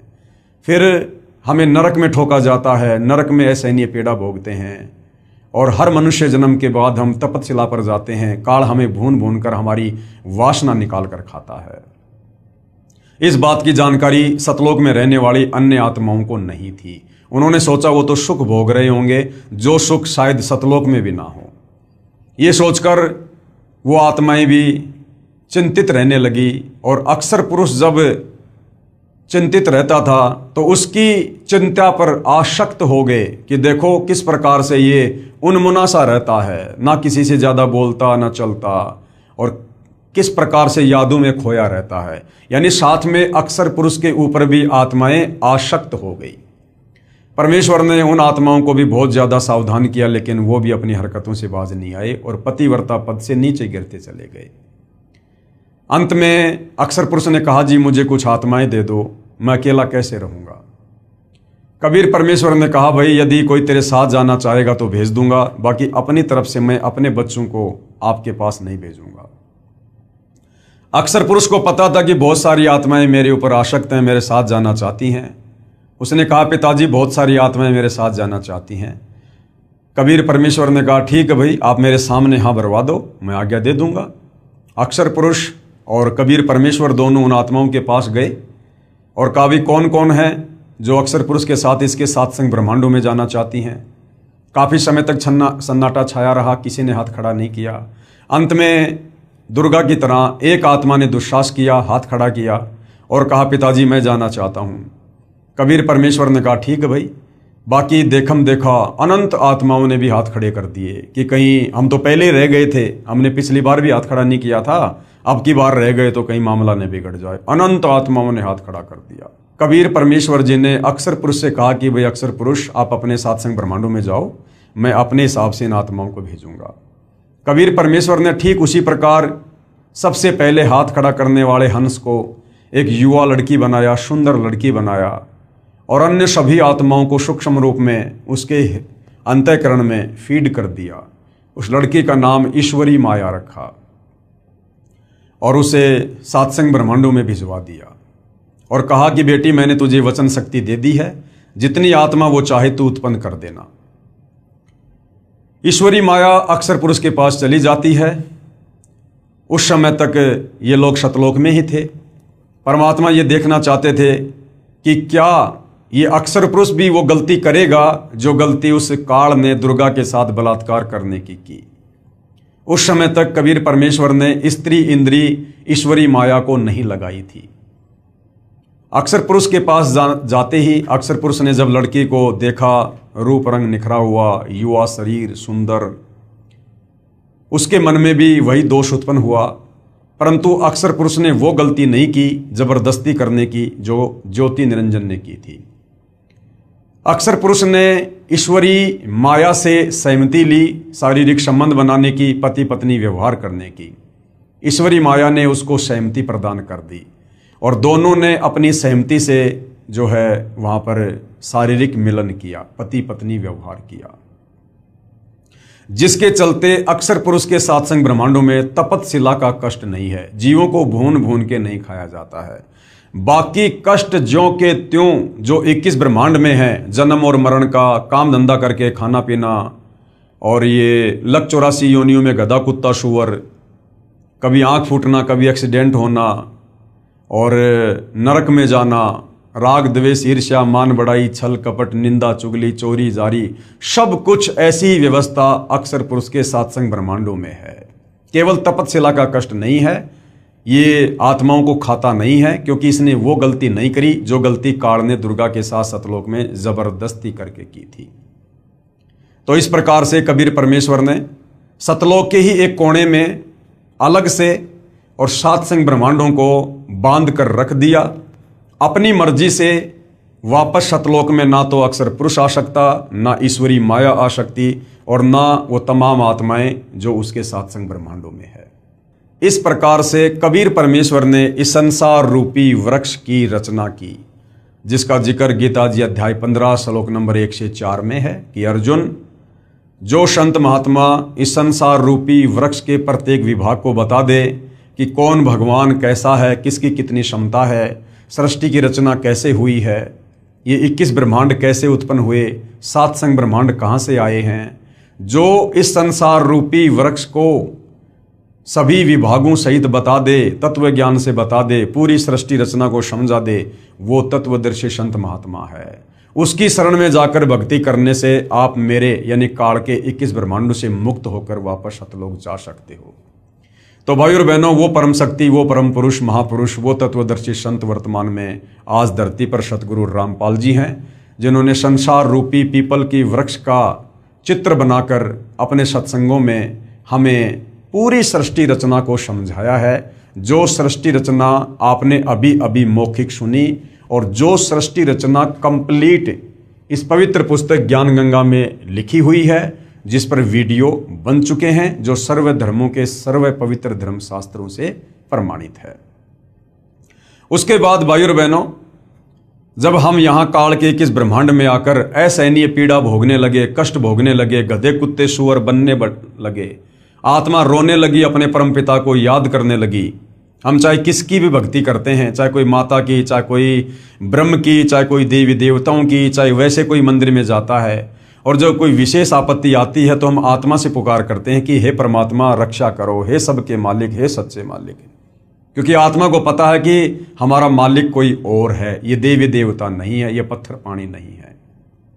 तो जब आत्मा यहाँ पर दुख उठाने लगी लक 84 योनियों में, तपतशिला पर और नरक में, तो आत्मा की पुकार को सुनकर हमें दुखी होता देखकर कबीर परमेश्वर सतलोक से चलकर और अपने पुत्र जोगजीत का रूप बनाकर काल के 21 ब्रह्मांड में आए, और सर्वप्रथम कबीर परमेश्वर की मुलाकात जोगजीत रूप में 21वें ब्रह्मांड पर तपतशिला के पास इस काल से ज्योति निरंजन से हुई, जहाँ पर ये गुप्त रहता है। इसने सौगंध खा रखी है कि मैं आज के बाद अपने ओरिजिनल काल रूप में किसी को भी दर्शन नहीं दूंगा। जिस कारण से साधु संत महात्मा ऋषि, बड़े बड़े वेदों के विद्वान ओम नाम की साधना भी कर करके थक गए, ध्यान लगा के भी थक गए, लेकिन काल ने दर्शन नहीं दिए। खुद ब्रह्मा जी ने 4 युग समाधि लगाई, लेकिन काल ने दर्शन नहीं दिए। फिर यहाँ घंटे 2 घंटे की साधना से भला ये किसको दर्शन देगा। तो इस प्रकार से फिर लोगों ने निष्कर्ष निकाल लिया कि वो ब्रह्म जो है वो निराकार है, वो दिखाई नहीं देता, जबकि वो साकार है, सहशरीर है, मनुष्य आकार में है, 21वें ब्रह्मांड में रहता है, अव्यक्त रहता है, लेकिन उसने सौगंध खा रखी है कि मैं किसी को दर्शन नहीं दूंगा। जिस कारण से साधना करते करते जब उसके दर्शन नहीं हुए तो साधु संत महात्मा ऋषियों ने अपना निष्कर्ष दे दिया कि परमात्मा निराकार है, वो दिखाई नहीं देता। और सब इसी थ्योरी पर सेट हो गए कि वास्तव में परमात्मा तो दिखाई नहीं देता, वो तो निराकार है, जबकि वो साकार है, दिखाई देता है। लेकिन उसकी प्राप्ति की विधि इन चारों वेदों में नहीं है। उसकी विधि सूक्ष्म वेद 5वें वेद में है, जो ज्ञान कबीर परमात्मा खुद ही चलकर आकर धरती पर देता है। तो कबीर परमेश्वर प्रथम बार काल के 21वें ब्रह्मांड में तपतशिला के पास इस काल बलि से मिले। दोनों में कुछ एग्रीमेंट हुआ, जिसमें एक एग्रीमेंट था कि परमेश्वर आप तीनों युगों में जीव थोड़े लेके जाना, सतयुग त्रेता द्वापर में, चौथे युग कलयुग में आप जितने मर्जी जीव लेकर जाना। काल ने सोचा था कि अभी 3 युगों में तो इनके पास खूब भक्ति है और चौथे युग में ये कंडम हो जाएंगे, और मैं इनको चौथे युग में तरह तरह की पूजाओं पर लगा दूंगा, शास्त्रों के विरुद्ध ज्ञान से ओतप्रोत कर दूंगा, और अपने काल दूतों के माध्यम से ऋषि मुनियों, साधु संतों, आचार्य शंकराचार्य, मुल्ला मौलवियों के माध्यम से शास्त्रों के विरुद्ध ज्ञान दे दे के पाखंड पूजा पर लगा दूंगा, पत्थरों की पूजा पर लगा दूंगा, मंदिर, मस्जिद, चर्च, गुरुद्वारों में भगवान बताकर वहां पर मत्था टिकवा दूंगा, तीर्थ धाम, पैदल यात्रा, कावड़ लाना, बद्रीनाथ, केदारनाथ, हर जगह इनको भटका दूंगा मैं। और जब वो परमात्मा चौथे युग में आकर इनको ज्ञान समझाएगा, ये उसकी एक भी बात नहीं मानेंगे, उल्टा उसका सिर फोड़ेंगे कि तू कहां से ये ज्ञान ले आया कि परमात्मा साकार है, दिखाई देता है, कोई सतलोक है। आज वही हो रहा है भाइयों और बहनों। आज 90% आत्माएं सतगुरु रामपाल जी के द्वारा बताई जा रही यथार्थ सृष्टि रचना को उस अज्ञानता के चलते, जो अज्ञानता हम सदियों से सुनते आ रहे हैं, जो शास्त्र विरुद्ध साधना हम सदियों से करते आ रहे हैं, हमारे दिलो दिमाग में यही बैठा दिया गया है कि परमात्मा निराकार है। तो आज सतगुरु रामपाल जी की बात को 90% जनता सुनने को तैयार नहीं है। लेकिन भाइयों और बहनों, ये चौथा युग है, कलयुग है। मालिक को भी पता था कि 3 युगों में इनके पास भक्ति होगी, इनके पुण्य होंगे, दान धर्म की कमाई होगी, जिस कारण से ये वैसे भी मेरी बात को स्वीकार नहीं करेंगे। जब चौथा युग कलयुग आएगा, इनकी पुण्य कमाई नष्ट हो चुकी होगी, इनके पाप कर्म शेष बचेंगे, और पाप कर्मों के चलते इनके ऊपर तरह तरह की आपत्ति आएंगी। तब ये मुझे खोजेंगे, मुझे तलाश करेंगे, और उस समय जब मैं इनको ये ज्ञान बताऊंगा और साथ में इनके दुखों का निवारण करूंगा भक्ति देकर, तब ये मेरे ऊपर यकीन करेंगे। तो भाइयों और बहनों, अब वो समय आ चुका है। कबीर परमात्मा स्वयं सतगुरु रामपाल जी के नाम से, उनके चोले में, उनकी वेशभूषा में धरती पर प्रकट हैं। आप और हमें सन 1994 से अपने यथार्थ 13वें कबीर पंथ को चलाकर ये सतज्ञान दे रहे हैं, शास्त्र प्रमाणित ज्ञान दे रहे हैं, शास्त्र अनुकूल साधना बता रहे हैं, सृष्टि रचना का ज्ञान दे रहे हैं, यथार्थ भक्ति मंत्र दे रहे हैं, और हमें सौ सुख दे रहे हैं। तो आज हमें यकीन हो रहा है कि वास्तव में परमात्मा कौन है, कैसा है, और कैसे उनकी प्राप्ति होगी। तो भाई और बहनों, पिछले वीडियो में हमने देखा, जो पवित्र पुस्तक ज्ञान गंगा में लिखा हुआ है, कि कबीर परमात्मा अपनी आत्माओं की पुकार को सुनकर, उनके कष्टों को देखकर, वो दयालु परमात्मा सतलोक से चलकर पृथ्वी पर प्रकट होता है, तत्वदर्शी संत की भूमिका करता है, जगत गुरु की भूमिका करता है, सतगुरु बनकर हमें सच्चा ज्ञान देता है, सृष्टि रचना बताता है। और ये कबीर परमात्मा चारों युगों में आता है, रह रहकर बीच बीच में भी आता है परमात्मा, लेकिन चारों युगों में परमात्मा विशेष तौर पर एक लीला ऐसी करता है, शिशु रूप में प्रकट होकर, और वेदों में लिखी अपनी महिमा को सत्य साबित करता है, ताकि हमें भगवान की पहचान हो सके। तो सतयुग में कबीर परमात्मा सत सुकृत ऋषि के नाम से प्रकट हुए, अपने तत्व ज्ञान का प्रचार किया, बहुत सी आत्माओं को अपने शरण में लिया और उनका उद्धार किया। उसके बाद कबीर परमात्मा जी त्रेता युग में वही कबीर परमात्मा सारी सृष्टि का रचनहार मुनिंद्र ऋषि के नाम से प्रकट हुए, आप और हम आत्माओं को तत्व ज्ञान समझाकर सतलोक ले जाने के लिए। त्रेता युग में कबीर देव यानी कबीर साहिब का मुनिंद्र नाम से प्राकाटे। नल तथा नील को शरण में लेना, ये नल और नील जिनके विषय में हमने रामायण में काफी बार सुना है, पढ़ा है, लेकिन हमें नल और नील की वास्तविक कथा का ज्ञान नहीं था, ना हमारे धर्म गुरुओं ने हमें बताया। शास्त्रों के विरुद्ध ही हमारे को ये कहानी बताई। वास्तव में नल और नील कौन थे और किस प्रकार से ये कबीर परमेश्वर जब मुनिंद्र ऋषि के नाम से आए थे, उनकी शरण में आए, और ये कथा क्या है, ये अब हम सतगुरु रामपाल जी के जो है कर कमल से लिखित पवित्र पुस्तक ज्ञान गंगा से समझेंगे। तो त्रेता युग में कबीर परमेश्वर जी मुनिंद्र ऋषि के नाम से प्रकट हुए, बहुत सी आत्माओं को अपनी शरण में लिया और क्या क्या लीलाएं परमपिता परमेश्वर ने की आप और हम आत्माओं को शरण में लेने के लिए। नल तथा नील को शरण में लेना। त्रेता युग में स्वयंभू का मतलब होता है स्वयं प्रकट होने वाला, क्योंकि कबीर परमात्मा कभी किसी माँ के गर्भ से जन्म लेकर नहीं आता। इन्होंने पूरी सृष्टि को उत्पन्न किया है, इनको उत्पन्न किसी ने नहीं किया। ये स्वयंभू हैं, स्वयं ही प्रकट होते हैं। त्रेता युग में स्वयंभू यानी स्वयं प्रकट होने वाला कबीर देव यानी कबीर परमेश्वर रूपांतरण करके यानी अपने उस तेज पुंज वाले तेजोमय शरीर को हल्का करके मुनिंद्र ऋषि के नाम से आए हुए थे। अनल अर्थात नल तथा अनील अर्थात नील, शॉर्टकट में इनको नल और नील कहते थे। दोनों आपस में मौसी के बेटे थे। माता पिता का देहांत हो चुका था। नल तथा नील दोनों शारीरिक व मानसिक रोग से अत्यधिक पीड़ित थे। सर्व ऋषियों व संतों से कष्ट निवारण की प्रार्थना कर चुके थे। सर्व संतों ने बताया था कि यह आपका प्रारब्ध यानी आपकी पूर्व जन्मों की जो किस्मत है, उस प्रारब्ध का पाप कर्म का दंड है, ये आपको भोगना ही पड़ेगा। अर्थात भक्ति करने से वो प्रारब्ध का कर्म दंड नहीं कटेगा। ये हमारे नादान धर्म गुरु हमें कहा करते थे और फिर कहते थे भक्ति करो। अरे भैया, जब भक्ति से प्रारब्ध का कर्म दंड नहीं कटेगा तो फिर भक्ति करके समय भी क्यों बर्बाद करें। तो ये अज्ञानी थे भाई और बहनों, इनको शास्त्रों का ज्ञान नहीं था, परमात्मा के विधान का ज्ञान नहीं था। और कहते थे कि नल और नील इसका कोई समाधान नहीं है, ये कष्ट आपने भोगना ही पड़ेगा। दोनों दोस्त जीवन से निराश होकर मृत्यु का इंतजार कर रहे थे। एक दिन दोनों को मुनिंद्र नाम से प्रकट पूर्ण परमात्मा का सत्संग सुनने का अवसर प्राप्त हुआ। सत्संग के उपरांत जो ही दोनों ने परमेश्वर कबीर देव अर्थात कबीर साहिब उर्फ मुनिंद्र ऋषि जी के चरण छुए तथा परमेश्वर मुनिंद्र जी ने सिर पर हाथ रखा तो दोनों का असाध्य रोग छू मंतर हो गया। कबीर परमेश्वर जो मुनिंद्र नाम से आए हुए थे, शीश पर हाथ रखने मात्र से नल और नील का वो असाध्य रोग समाप्त हो गया। अर्थात दोनों नल तथा नील स्वस्थ हो गए। इस अद्भुत चमत्कार को देखकर प्रभु के चरणों में गिरकर घंटों रोते रहे तथा कहा, आज हमें प्रभु मिल गया जिसकी तलाश थी। तथा उससे प्रभावित होकर उनसे नाम दीक्षा ले लिया तथा मुनिंद्र साहिब जी के साथ ही सेवा में रहने लगे।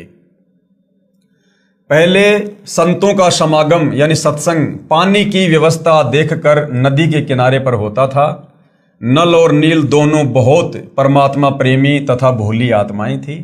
परमात्मा में श्रद्धा बहुत थी, सेवा बहुत किया करते थे। समागमों में रोगी व वृद्ध व विकलांग भक्तजन आते तो उनके कपड़े धोते तथा बर्तन साफ करते, उनके लोटे और गिलास मांझ दिया करते थे। परंतु थे भोले से दिमाग के, कपड़े धोने लग जाते थे तो सत्संग में जो प्रभु की कथा सुनी होती उसकी चर्चा करने लग जाते। वे दोनों प्रभु चर्चा में बहुत मस्त हो जाते और वस्तुएं दरिया के जल में डूब जाती। उनको पता भी नहीं चलता, किसी की 4 वस्तु लेकर जाते तो 2 वस्तु वापस ला कर देते। भगत जन कहते कि भाई आप सेवा तो बहुत करते हो परंतु हमारा तो बहुत काम बिगाड़ देते हो, ये खोई हुई वस्तुएं हम कहां से लेकर आएं, आप हमारी सेवा ही करनी छोड़ दो, हम अपनी सेवा आप ही कर लेंगे। फिर नल तथा नील रोने लग जाते थे कि हमारी सेवा ना छीनो, अब की बार नहीं खोएंगे, परंतु फिर वही काम करते। फिर प्रभु की चर्चा में लग जाते और वस्तुएं यानी जो कपड़े थे बर्तन थे वो दरिया के जल में डूब जाती।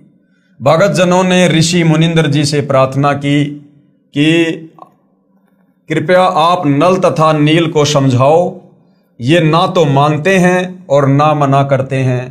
हम मना करते हैं तो रोने लग जाते हैं, हमारी तो आधी भी वस्तुएं वापस नहीं लाते। ये नदी किनारे सत्संग में सुनी भगवान की चर्चा में मस्त हो जाते हैं और वस्तुएं डूब जाती हैं। मुनिंद्र साहिब ने 1-2 बार तो उन्हें समझाया, वे रोने लग जाते थे कि साहिब हमारी ये सेवा ना छीनो।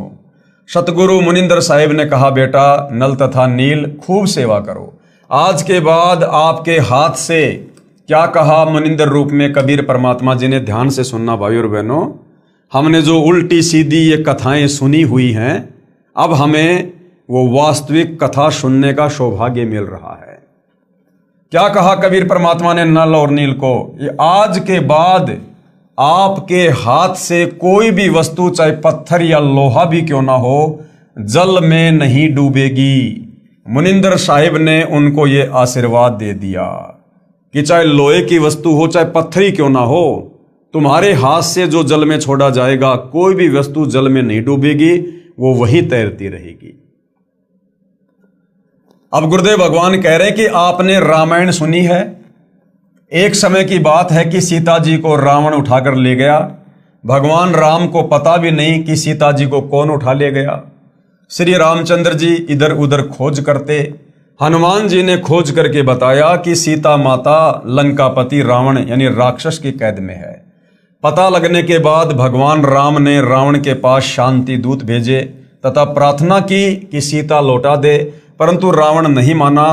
युद्ध की तैयारी हुई। तब समस्या ये आई कि समुद्र से सेना कैसे पार करें। भगवान श्री रामचंद्र जी ने 3 दिन तक घुटनों पानी में खड़ा होकर हाथ जोड़कर समुद्र से प्रार्थना की कि रास्ता दे दो, परंतु समुद्र टस से मस नहीं हुआ। जब समुद्र नहीं माना, तब श्री राम ने उसे अग्नि बाण से जलाना चाहा। भयभीत समुद्र एक ब्राह्मण का रूप बनाकर सामने आया और कहा कि भगवान, सबकी अपनी अपनी मर्यादाएं हैं, मुझे जलाओ मत, मेरे अंदर ना जाने कितने जीव जंतु बसे हैं। अगर आप मुझे जला भी दोगे तो भी आप मुझे पार नहीं कर सकते, क्योंकि यहां पर बहुत गहरा गड्ढा बन जाएगा जिसको आप कभी भी पार नहीं कर पाओगे। समुद्र ने कहा, भगवान ऐसा काम करो कि सर्प भी मर जाए और लाठी भी ना टूटे, मेरी मर्यादा भी रह जाए और आपका पुल भी बन जाए। तब भगवान श्री राम ने समुद्र से पूछा कि वह क्या विधि है, कि भाई समुद्र देवता क्या विधि है बता। तो ब्राह्मण रूप में खड़े समुद्र ने कहा कि आपकी सेना में नल और नील नाम के 2 सैनिक हैं। उनके पास उनके गुरुदेव से प्राप्त एक ऐसी शक्ति है कि उनके हाथ से पत्थर भी जल पर तैर जाते हैं। हर वस्तु चाहे वह लोहे की हो तैर जाती है। श्री रामचंद्र ने नल तथा नील को बुलाया और उनसे पूछा कि क्या आपके पास कोई ऐसी शक्ति है। नल तथा नील ने कहा, हाँ जी, हमारे हाथ से पत्थर भी जल में नहीं डूबेंगे। श्री राम ने कहा कि परीक्षण करवाओ, यानी उसकी मुझे छोटी सी परीक्षा दो। उन नादानों ने, नल और नील ने सोचा कि आज सबके सामने तुम्हारी बहुत महिमा होगी। नल और नील में अहंकार छा गया कि समुद्र पर पुल बनाने में रामचंद्र भी फेल हो गया, लक्ष्मण भी फेल हो गया, जामवत, अंगद, हनुमान, सुग्रीव, और आज हमारी महिमा बन जाएगी। तो उन नादानों ने अपने गुरुदेव भगवान को याद नहीं किया, अपने गुरुदेव को छुपा दिया ताकि किसी को पता ना चले। छुपाने का मतलब उन्होंने उस समय अपने गुरुदेव से कोई याचना नहीं की, दंडवत प्रणाम करके आज्ञा प्राप्त नहीं की कि हे गुरुदेव, हम तो तुच्छ प्राणी हैं, ये तो आपके द्वारा दी गई शक्ति है, आपका आशीर्वाद है गुरुदेव, आप दया करना, इसका पुलिया बन जाए। उन्होंने अपने गुरुदेव का जिक्र तक नहीं किया और कहा, जी हमारे पास में ऐसी शक्ति है, हम पत्थर भी तैरा देंगे।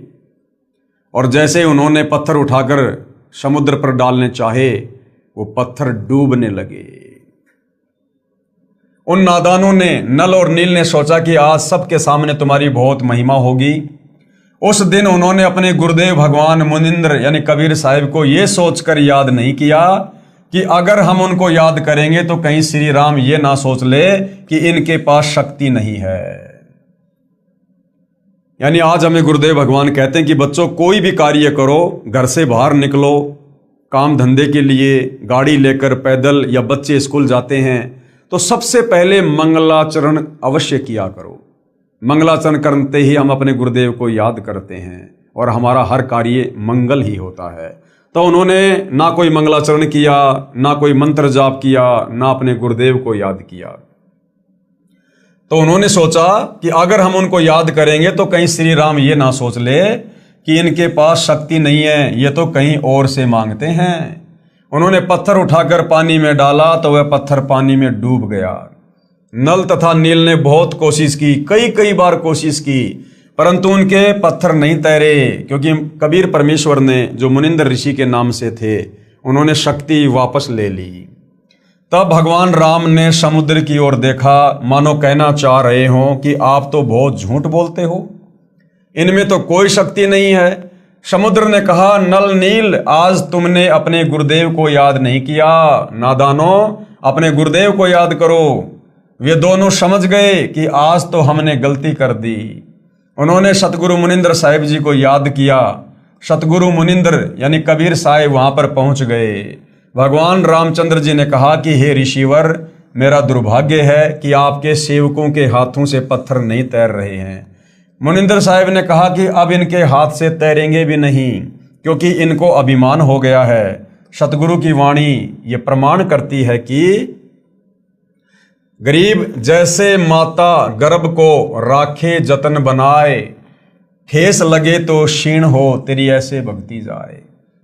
इस भक्ति को हमने मर्यादाओं में रहकर एक सच्चे शिष्य की भूमिका निभाते हुए इस प्रकार से सुरक्षित रखना होता है आत्म कल्याण के लिए, जिस प्रकार वर्षों बाद किसी बहन बेटी को गर्भ रहा हो, प्रेग्नेंट हो, और किस प्रकार से फिर वो अपने बच्चे को अपने गर्भ में सुरक्षित रखती है। खाने पीने में सावधानी, चलने फिरने में सावधानी, उठने बैठने में, काम धंधा करने में, रात्रि को सोने में भी वो करवट लेते समय कितनी सावधानी रखती है, कहीं मेरे बच्चे के ऊपर कोई दबाव ना आ जाए, मेरा बच्चा खराब ना हो जाए।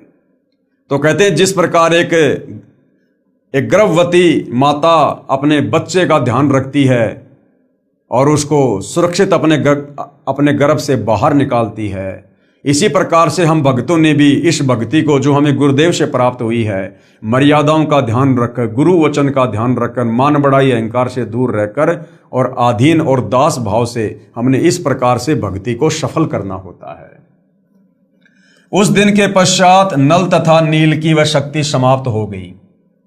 अब रामायण की कथा सुनाते समय हमारे ज्ञानहीन अंधे धर्मगुरु कहा करते थे कि नल और नील ने पत्थर तैरा दिए, जिस कारण से समुद्र पर पुलिया बना था, जबकि भाई और बहनों ये सत्य कथा नहीं है। उस दिन के पश्चात नल तथा नील की वह शक्ति समाप्त हो गई। श्री रामचंद्र जी ने परमेश्वर मुनिंदर साहिब जी से कहा कि हे ऋषिवर, मुझ पर बहुत आपत्ति आई हुई है, दया करो, किसी प्रकार सेना परले पार हो जाए। जब आप अपने सेवकों को यानी भक्तों को शक्ति दे सकते हो तो प्रभु कुछ रजा करो। मुनिंदर साहिब ने कहा कि ये जो सामने वाला पहाड़ है, मैंने उसके चारों तरफ एक रेखा खींच दी है, इसके बीच बीच के पत्थर उठा लाओ, वे नहीं डूबेंगे। श्री राम ने परीक्षण के लिए पत्थर मंगवाया, उसको पानी पर रखा तो वह तैरने लग गया। नल तथा नील कारीगर यानी शिल्पकार भी थे। हनुमान जी प्रतिदिन भगवान याद किया करते थे। उसने अपनी दैनिक क्रिया भी साथ रखी, राम राम भी लिखता रहा और पहाड़ के पहाड़ उठाकर ले आता था। नल नील उनको जोड़ जोड़कर उस पुल में लगा देते थे। इस प्रकार पुल बना था, धर्मदास जी कहते हैं। तो भाई और बहनों, आज से पहले हमारे ज्ञानहीन नादान धर्मगुरुओं के द्वारा हमें जो झूठी कथा बताई जाती थी कि नल और नील के हाथ से पानी में पत्थर तैरने लग जाते थे, तो नल और नील पुलिया बनाते समय उन पत्थरों को हाथ से छू दिया करते थे, जिस कारण से वो पुलिया बन गया। तो कोई कहता था कि हनुमान जी उन पत्थरों के ऊपर राम राम लिख दिया करते थे, जिस कारण से पत्थर तैर जाया करते थे। तो ये सारी की सारी झूठी कथा हमें बताई जाती थी। प्रथम बार कबीर परमात्मा अपने पुत्र जोगजीत के रूप में जब तपतशिला पर काल से मिले थे, बहुत सारे एग्रीमेंट हुए थे, जिनमें एक एग्रीमेंट ये भी था, काल ने कहा था कि आप नीचे जाओगे और त्रेता युग में मेरा पुत्र विष्णु नारद जी के श्राप के कारण मृतलोक में जाएगा, कौशल्या के गर्भ से जन्म लेगा और उसको 14 साल का वनवास मिलेगा, और वनवास के दौरान उसकी पत्नी सीता को, जो कि लक्ष्मी का रूप होगी, उसको रावण उठाकर लेकर जाएगा। और रामचंद्र सीता को वापस लाने के लिए समुद्र पर पुलिया बनाना चाहेगा, लेकिन उसका पुल नहीं बन पाएगा। हे परमेश्वर, आप जी त्रेता युग में मेरे बेटे का पुलिया बनवाना। तो अपने उस वायदे के अनुसार त्रेता युग में कबीर परमात्मा मुनिंद्र ऋषि के रूप में आए और अपनी वचन शक्ति से एक पहाड़ के पत्थरों को हल्का किया, जिस कारण से समुद्र पर वो पुलिया बना। अब हनुमान जी सेवक थे, रामचंद्र जी के भगत थे। वो प्रतिदिन अपना राम राम राम राम शब्द का जाप किया करते थे। तो हनुमान जी काम करते करते, पहाड़ उठाते उठाते उसके ऊपर मोटे मोटे अक्षरों में राम लिख दिया करते थे, जिससे उसका मंत्र जाप भी हो जाता था और काम भी हो जाता था। अब बाकी लोग ये सोचा करते थे कि भाई हनुमान जी पत्थर पर राम राम लिख रहे हैं, जिस कारण से ये पत्थर तैर रहे हैं। कुछ लोग सोचा करते थे कि ये नल और नील इनके हाथों में शक्ति है, इनके हाथों से ये पत्थर छूने के कारण ये जल में नहीं डूब रहे। क्योंकि मुनिंद्र ऋषि रूप में परमात्मा कबीर जी की, नल नील की और रामचंद्र जी की जो वार्ता हो रही थी, वो कुछ ही लोगों के बीच में हो रही थी। बाकी लाखों की, वो करोड़ों की सेना दूर थी, उन तक ये बात नहीं पहुंच रही थी। तो बाकी लोगों को उस बात का नहीं पता था कि किस आधार से ये पुल बन रहा है। तो बाद में उन लोगों ने अपने अपने घरों पर जाकर उसी प्रकार से महिमा कर दी कि हनुमान जी राम राम लिखा करते थे, जिस कारण से पत्थर तैर गए। नल और नील के हाथों में शक्ति थी, जिस कारण से वो पुलिया बन गया। और आम समाज में ये गलत धारणा फैल गई, जबकि हकीकत ये है जो अब गुरुदेव भगवान हमें बता रहे हैं। इस विषय में आदरणीय धर्मदास जी ने कबीर परमेश्वर की महिमा में कि कबीर परमेश्वर जी आपने त्रेता युग में मुनिंद्र ऋषि के नाम से आकर नल और नील को अपनी शरण में लिया। आपने रामचंद्र जी का जो पुलिया नहीं बन पा रहा था, वो दुखी था, परेशान था, अपनी पत्नी सीता को लंका से वापस लाने के लिए। हे परमेश्वर, आपने किस प्रकार से उसका पुलिया बनवाया, आप तो महान हो, आपकी महिमा अपरंपार है। उन्होंने एक शब्द गाया। तो धर्मदास जी 650 साल पहले जब कबीर परमात्मा कलयुग के प्रथम चरण में कबीर नाम से आए थे, तो कबीर परमेश्वर जी के परम भगत थे, और कबीर परमेश्वर ने धर्मदास जी के माध्यम से कबीर सागर भी लिखवाया था। तो धर्मदास जी अपने परमात्मा कबीर जी की महिमा में क्या कह रहे हैं? रहे नल नील यतन कर हार, तब सतगुरु से करी पुकार।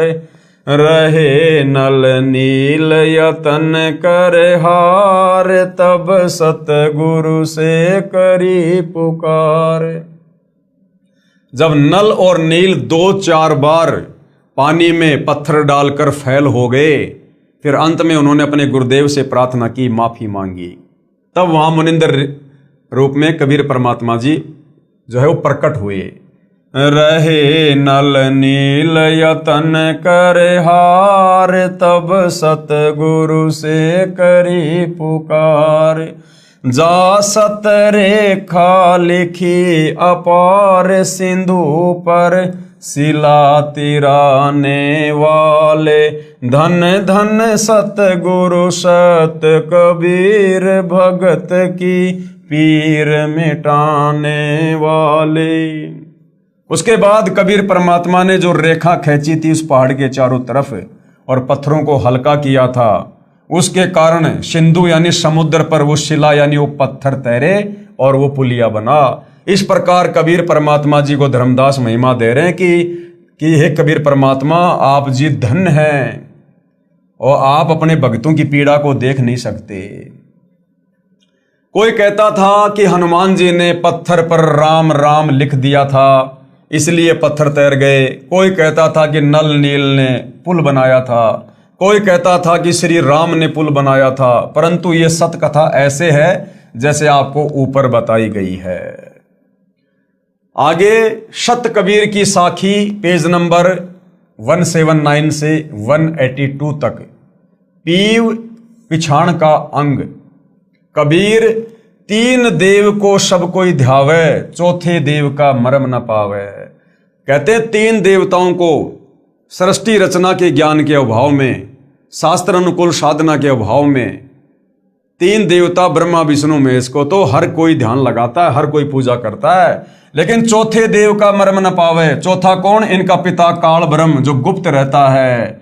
वेदों में, गीता में जिसको ब्रह्म कहा गया है, जिसने श्री कृष्ण जी के शरीर में प्रवेश करके गीता जी का ज्ञान बोला, कहते हो चौथे का तो कोई भेद भी नहीं जानता। तीन देव को सब कोई ध्यावे, चौथे देव का मर्म न पावे। चौथा छोड़ो, पांचवे को ध्यावे, कहे कबीर सो हम पर आवे। वो चौथे काल निरंजन को भी छोड़ दो, और जो पांचवे का ध्यान करेगा, पांचवा कौन? कबीर परमात्मा, परम अक्षर ब्रह्म, सारी सृष्टि का मालिक कबीर देव। कहते हैं जो उस काल को यानी चौथे को छोड़कर और पांचवे का ध्यान धरेगा, कबीर परमात्मा का, कहे कबीर सो हम पर आवे, यानी वो हमारे सतलोक में वापस आ सकता है। कबीर ओंकार निश्चय भैया ये करता मत जान। ओंकार यानी ये काल। गीता जी अध्याय 8 श्लोक नंबर 13 में ये गीता बोलने वाला काल ब्रह्म कह रहा है कि मेरा तो एक ओम नाम का मंत्र है। ओम इति एक अक्षरम ब्रह्म व्यवहारण माम अनुस्मरण ये परियाति तजन देहम सयाति परमाम गतम। कि अर्जुन, मेरी साधना का, मुझ ब्रह्म, मुझ काल की साधना का एक ओम मंत्र है जिसको ओंकार कहते हैं। तो कबीर परमात्मा कहते हैं इस ओंकार को, ओम कहो चाहे ब्रह्म कहो, इसको भगवान मत जानो, इसको करता मत जान। साचा शब्द कबीर का पर्दे माही पहचान। सच्चा मंत्र तो कबीर परमेश्वर जी का है, जो तत्वदर्शी संत देता है। कहते हैं उसको पहचान ले, उसकी साधना कर, तब तेरा मोक्ष होगा। कबीर राम कृष्ण अवतार हैं। ये राम और कृष्ण तो विष्णु के अवतार हैं। इनका ना ही संसार, इन्होंने सृष्टि को नहीं रचा। और जिन साहिब संसार किया, जिस परमात्मा ने संसार को रचा, सो किन्हों ने जन्या नार, उस परमेश्वर को किसी भी औरत ने जन्म नहीं दिया। वो जन्म लेकर नहीं आता, जैसे राम कृष्ण माँ के गर्भ से जन्म लेकर आते हैं। इसी प्रकार जिस परमात्मा ने, जिस साहिब ने संसार को उत्पन्न किया, पूरी सृष्टि को रचा, वो किसी माता के गर्भ से जन्म लेकर नहीं आता, वो तो स्वयंभू है। कबीर चार भुजा के भजन में भूल पड़ो सब संत। चार भुजा के भगवान कौन है? ब्रह्मा विष्णु महेश। इनकी चार चार भुजा हैं। तो कहते हैं चार भुजा के भजन में, इन ब्रह्मा विष्णु महेश की भक्ति में पूरा संसार भूला पड़ा है। और कबीरा सुमरो तास को जाके भुजा अनंत। और कबीर परमेश्वर हमें भक्ति समझाने के लिए एक भगत बनकर कह रहे हैं कि मैं कबीर तो उस भगवान की भक्ति करता हूं जिसकी भुजा अनंत है, जो अनंत कोटि कलाओं का स्वामी है। कबीर समुद्र पाट लंका गए सीता को भरतार, ताही अगस्त मुनि पी गयो इनमें कौन करतार। नादानी के चलते, सत्य कथा का ज्ञान ना होने के चलते, सृष्टि रचना के अभाव में हमारे नादान धर्म गुरुओं ने हमें बताया कि श्री रामचंद्र जी भगवान हैं, करतार हैं, परमात्मा हैं। इन्होंने समुद्र पे पुलिया बना दिया। तो परमात्मा कहते हैं वैसे तो तुम्हारी बात सही नहीं है, हकीकत तो वो है जो अभी आपको बताई गई। मुनिंद्र नाम से कबीर परमात्मा त्रेता युग में आए थे और उनके आशीर्वाद से वो पुलिया बना था, पत्थर हल्के हुए थे। लेकिन चलो, जैसा ये लोकवेद है, सुनी सुनाई बातें चल रही हैं कि रामचंद्र जी परमात्मा है, समुद्र पे पुलिया बना दिया, सेना को पार कर दिया। तो कबीर परमात्मा कहते कि नादानो, अगर तुम इसी छोटी सी बात को लेकर श्री रामचंद्र जी को भगवान मानकर बैठे हो कि उन्होंने समुद्र के ऊपर जो है वो पुलिया बना दिया, तो परमात्मा जी कहते हैं कि एक अगस्त नाम का ऋषि था, उसने तो एक घूंट में 7 समुद्रों का पानी पी लिया था सिद्धि से। तो बताओ फिर तुम्हारा राम बड़ा हुआ या फिर वो अगस्त ऋषि बड़ा हुआ? तो इन छोटी मोटी इन सिद्धियों से, खेल खिलौने से कोई भगवान साबित नहीं होता है। समुद्र पाट लंका गयो सीता को भरतार, ताही अगस्त मुनि पी गयो इनमें कौन करतार। फिर कहते हैं गोवर्धन गिरी धार्यो श्री कृष्ण जी और द्रोणागिरी हनुमंत, और शेष नाग सब सृष्टि संहारी इनमें कौन भगवंत।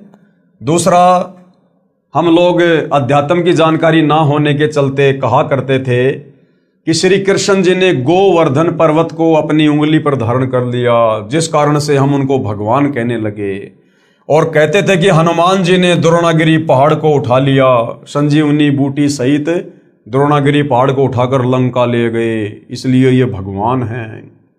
तो परमात्मा कहते हैं वैसे तो हकीकत कुछ और है। कबीर परमात्मा ने ही श्री कृष्ण जी का रूप बनाकर और गोवर्धन पर्वत को उठाया था, और जो द्रोणागिरी पहाड़ था उसको भी कबीर परमात्मा ने ही हनुमान जी को शक्ति देकर उठवाया था। लेकिन ये भाई और बहनों, जब हमें सतगुरु रामपाल जी के सत्संग सुनेंगे, सृष्टि रचना को समझेंगे, तब हमें पता चलेगा कि कबीर परमात्मा के अलावा सारी सृष्टि में चाहे हनुमान हो, चाहे शनि देव हो, चाहे 33 करोड़ देव हो, चाहे ब्रह्मा विष्णु महेश हो, चाहे काल और दुर्गा है, ये सब जीव श्रेणी में है। जीव श्रेणी में ये कुछ नहीं कर सकते, करने करवाने वाला कबीर भगवान है। तो कहते हैं अगर तुम इसी बात के आधार से श्री कृष्ण जी को भगवान मानकर बैठ गए कि उसने गोवर्धन पर्वत को उठा लिया, हनुमान जी ने द्रोणागिरी पहाड़ को उठा लिया, और फिर तुम ही लोग कहते हो कि शेष नाग के सिर के ऊपर पूरी पृथ्वी रखी हुई है, तो बताओ फिर वो शेष नाग बड़ा हुआ या तुम्हारा हनुमान और श्री कृष्ण बड़ा हुआ? अरे वो द्रोणागिरी पहाड़ और वो गोवर्धन पर्वत जिस धरती पर हैं, उस धरती को तुम कहते हो कि शेष नाग अपने सिर पर रखे हुए हैं, तो बताओ फिर सबसे बड़ा भगवान कौन हुआ? तो कहने का मतलब है ये केवल दंत कथा है, आदि अधूरी ये कथा है। किसी शेष नाग के सर के ऊपर पृथ्वी नहीं टिकी हुई है। ये पृथ्वी परमपिता परमेश्वर के वचन से अपनी जगह पर स्थिर है, घूम रही है। जैसा भी है परमेश्वर के वचन से। हमने सृष्टि रचना में पढ़ लिया कि कबीर परमेश्वर जी ने इस काल को श्राप दिया था, जिस कारण से इसके 21 ब्रह्मांड सतलोक से विमान की तरह चल पड़े और सतलोक से 16 संकोश की दूरी पर आकर परमेश्वर के वचन से स्थिर हो गए। वैज्ञानिक जिसको गुरुत्वाकर्षण की शक्ति कहते हैं। फिर कहते हैं कबीर काटे बंधन विपत्ति में कठिन किया संग्राम, चीनो रे नर प्राणियां गरुड़ बड़ों के राम। फिर हमें क्या बताया जाता था कि श्री रामचंद्र जी इसलिए परमात्मा हैं कि इन्होंने लंकापति रावण को मार दिया और सीता जी को वापस लेकर आ गए। तो कबीर परमात्मा कहते हैं कि नादानो, जब श्री रामचंद्र और उसकी पूरी सेना हनुमान, सुग्रीव, जामवत, अंगद, लक्ष्मण, जब ये सारे वहां पर लंका में लड़ाई कर रहे थे रावण के साथ, तो रावण ने एक सिद्धि शक्ति से रामचंद्र जी और उसकी पूरी सेना को, हनुमान को, सबको नाग फांस में बांध दिया था।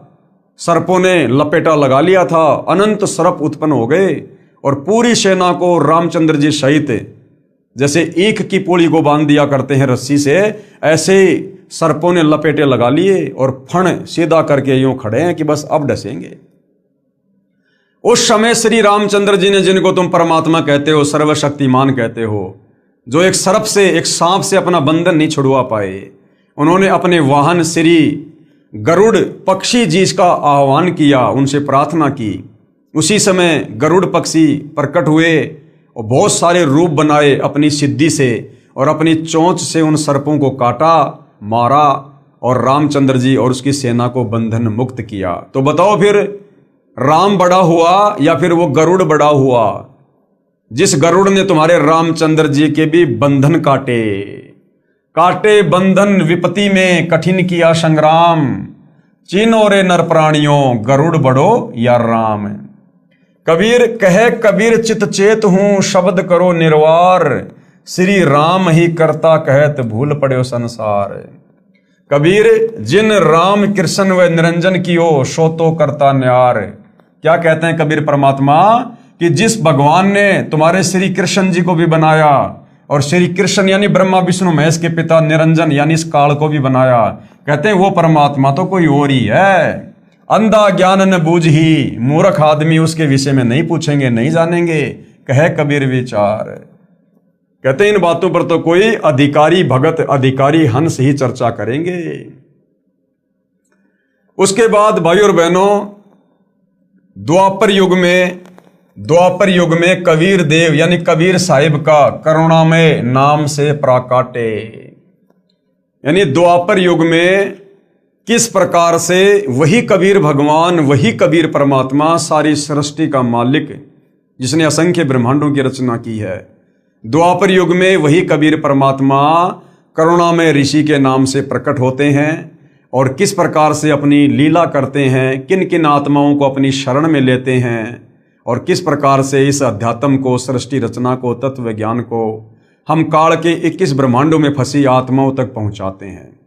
इस पर हम विशेष तौर पर भाई और बहनों अगले वीडियो में चर्चा करेंगे, क्योंकि ये परमेश्वर की महिमा है, जगत पिता जगदीश्वर की महिमा है, जिनके विषय में आज से पहले हम कुछ भी नहीं जानते थे।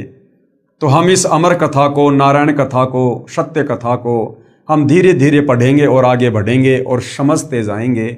और जिन जिन भाई बहनों को समझ में आ रही है उनसे प्रार्थना है, भाई ये मानव जन्म बड़ा दुर्लभ है, और जब तक हम तत्वदर्शी संत की शरण में नहीं आ जाते हैं और उनकी मर्यादा में रहकर भक्ति शुरू नहीं करते हैं, तब तक हमें इस मनुष्य जन्म का भी भरोसा नहीं है। ये कब हमारे हाथ से निकल जाए, कब किस घटना में हमारी मृत्यु हो जाए, कब ये अनमोल शरीर हमारे हाथ से छूट जाए और काल हमें तुरंत लक 84 योनि में, नरक में गधा कुत्ता सुअर बनाकर छोड़ देगा।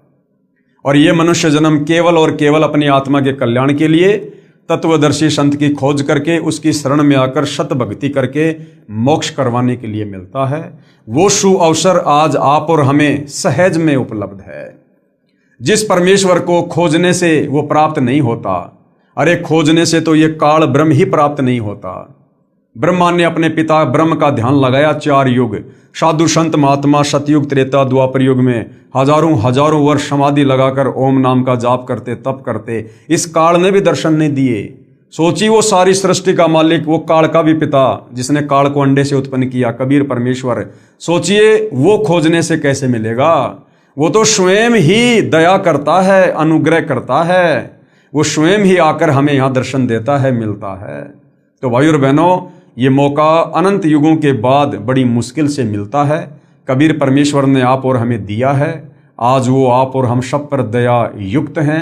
आज हम उनकी दया का फायदा उठा सकते हैं, अपनी आत्मा का कल्याण करवा सकते हैं। लक 84 योनि में तरह तरह के शरीर धारण करके और असहनीय यातना भोगने से बच सकते हैं। नरक में तरह तरह की पीड़ाओं को भोगने से बच सकते हैं और जन्म मरण के और बुढ़ापे के भयंकर रोग से बच सकते हैं मोक्ष प्राप्त करके। और ये मोक्ष उसी समय संभव है जब हम जगत गुरु तत्वदर्शी सतगुरु रामपाल जी के सत्संग रुचि लेकर, निष्पक्ष होकर, धैर्य के साथ सुनेंगे। ज्ञान समझ में आने के बाद हम उनसे उपदेश प्राप्त करेंगे और फिर वे जो मर्यादा बताएंगे, जो नियम बताएंगे, उन नियमों में रहकर यदि भक्ति सफल करेंगे तो भाई और बहनों हमारी आत्मा का कल्याण होगा। ये जन्म जन्मांतरों का कष्ट हमारा कटेगा जो हम इस काल के 21 ब्रह्मांड रूपी जेल में काट रहे हैं। तो भाई और बहनों, आज की वीडियो में केवल इतना ही। यदि ज्ञान समझ में आ रहा है तो सतगुरु रामपाल जी से अविलंब नाम उपदेश लें और अपनी आत्मा का कल्याण करवाएं। तो आज की वीडियो में केवल इतना ही, बाकी चर्चा हम कल करेंगे परमेश्वर की महिमा में। तब तक गुरुदेव भगवान हम सबको आज्ञा दे, आशीर्वाद दे, सद्बुद्धि दे, हमारा मार्गदर्शन करे, हमें भ्रमने भटकने से बचाए और गुरुदेव के कर कमल से लिखित ये पवित्र सृष्टि रचना, ये हमारी इस 2 कोडी की इस बुद्धि में समाये, हम इसको समझ सकें, हम अमल कर सकें और अपनी आत्मा के कल्याण के लिए नाम उपदेश ले सकें। बंदी छोड़ सतगुरु रामपाल जी परमेश्वर जी की जय हो।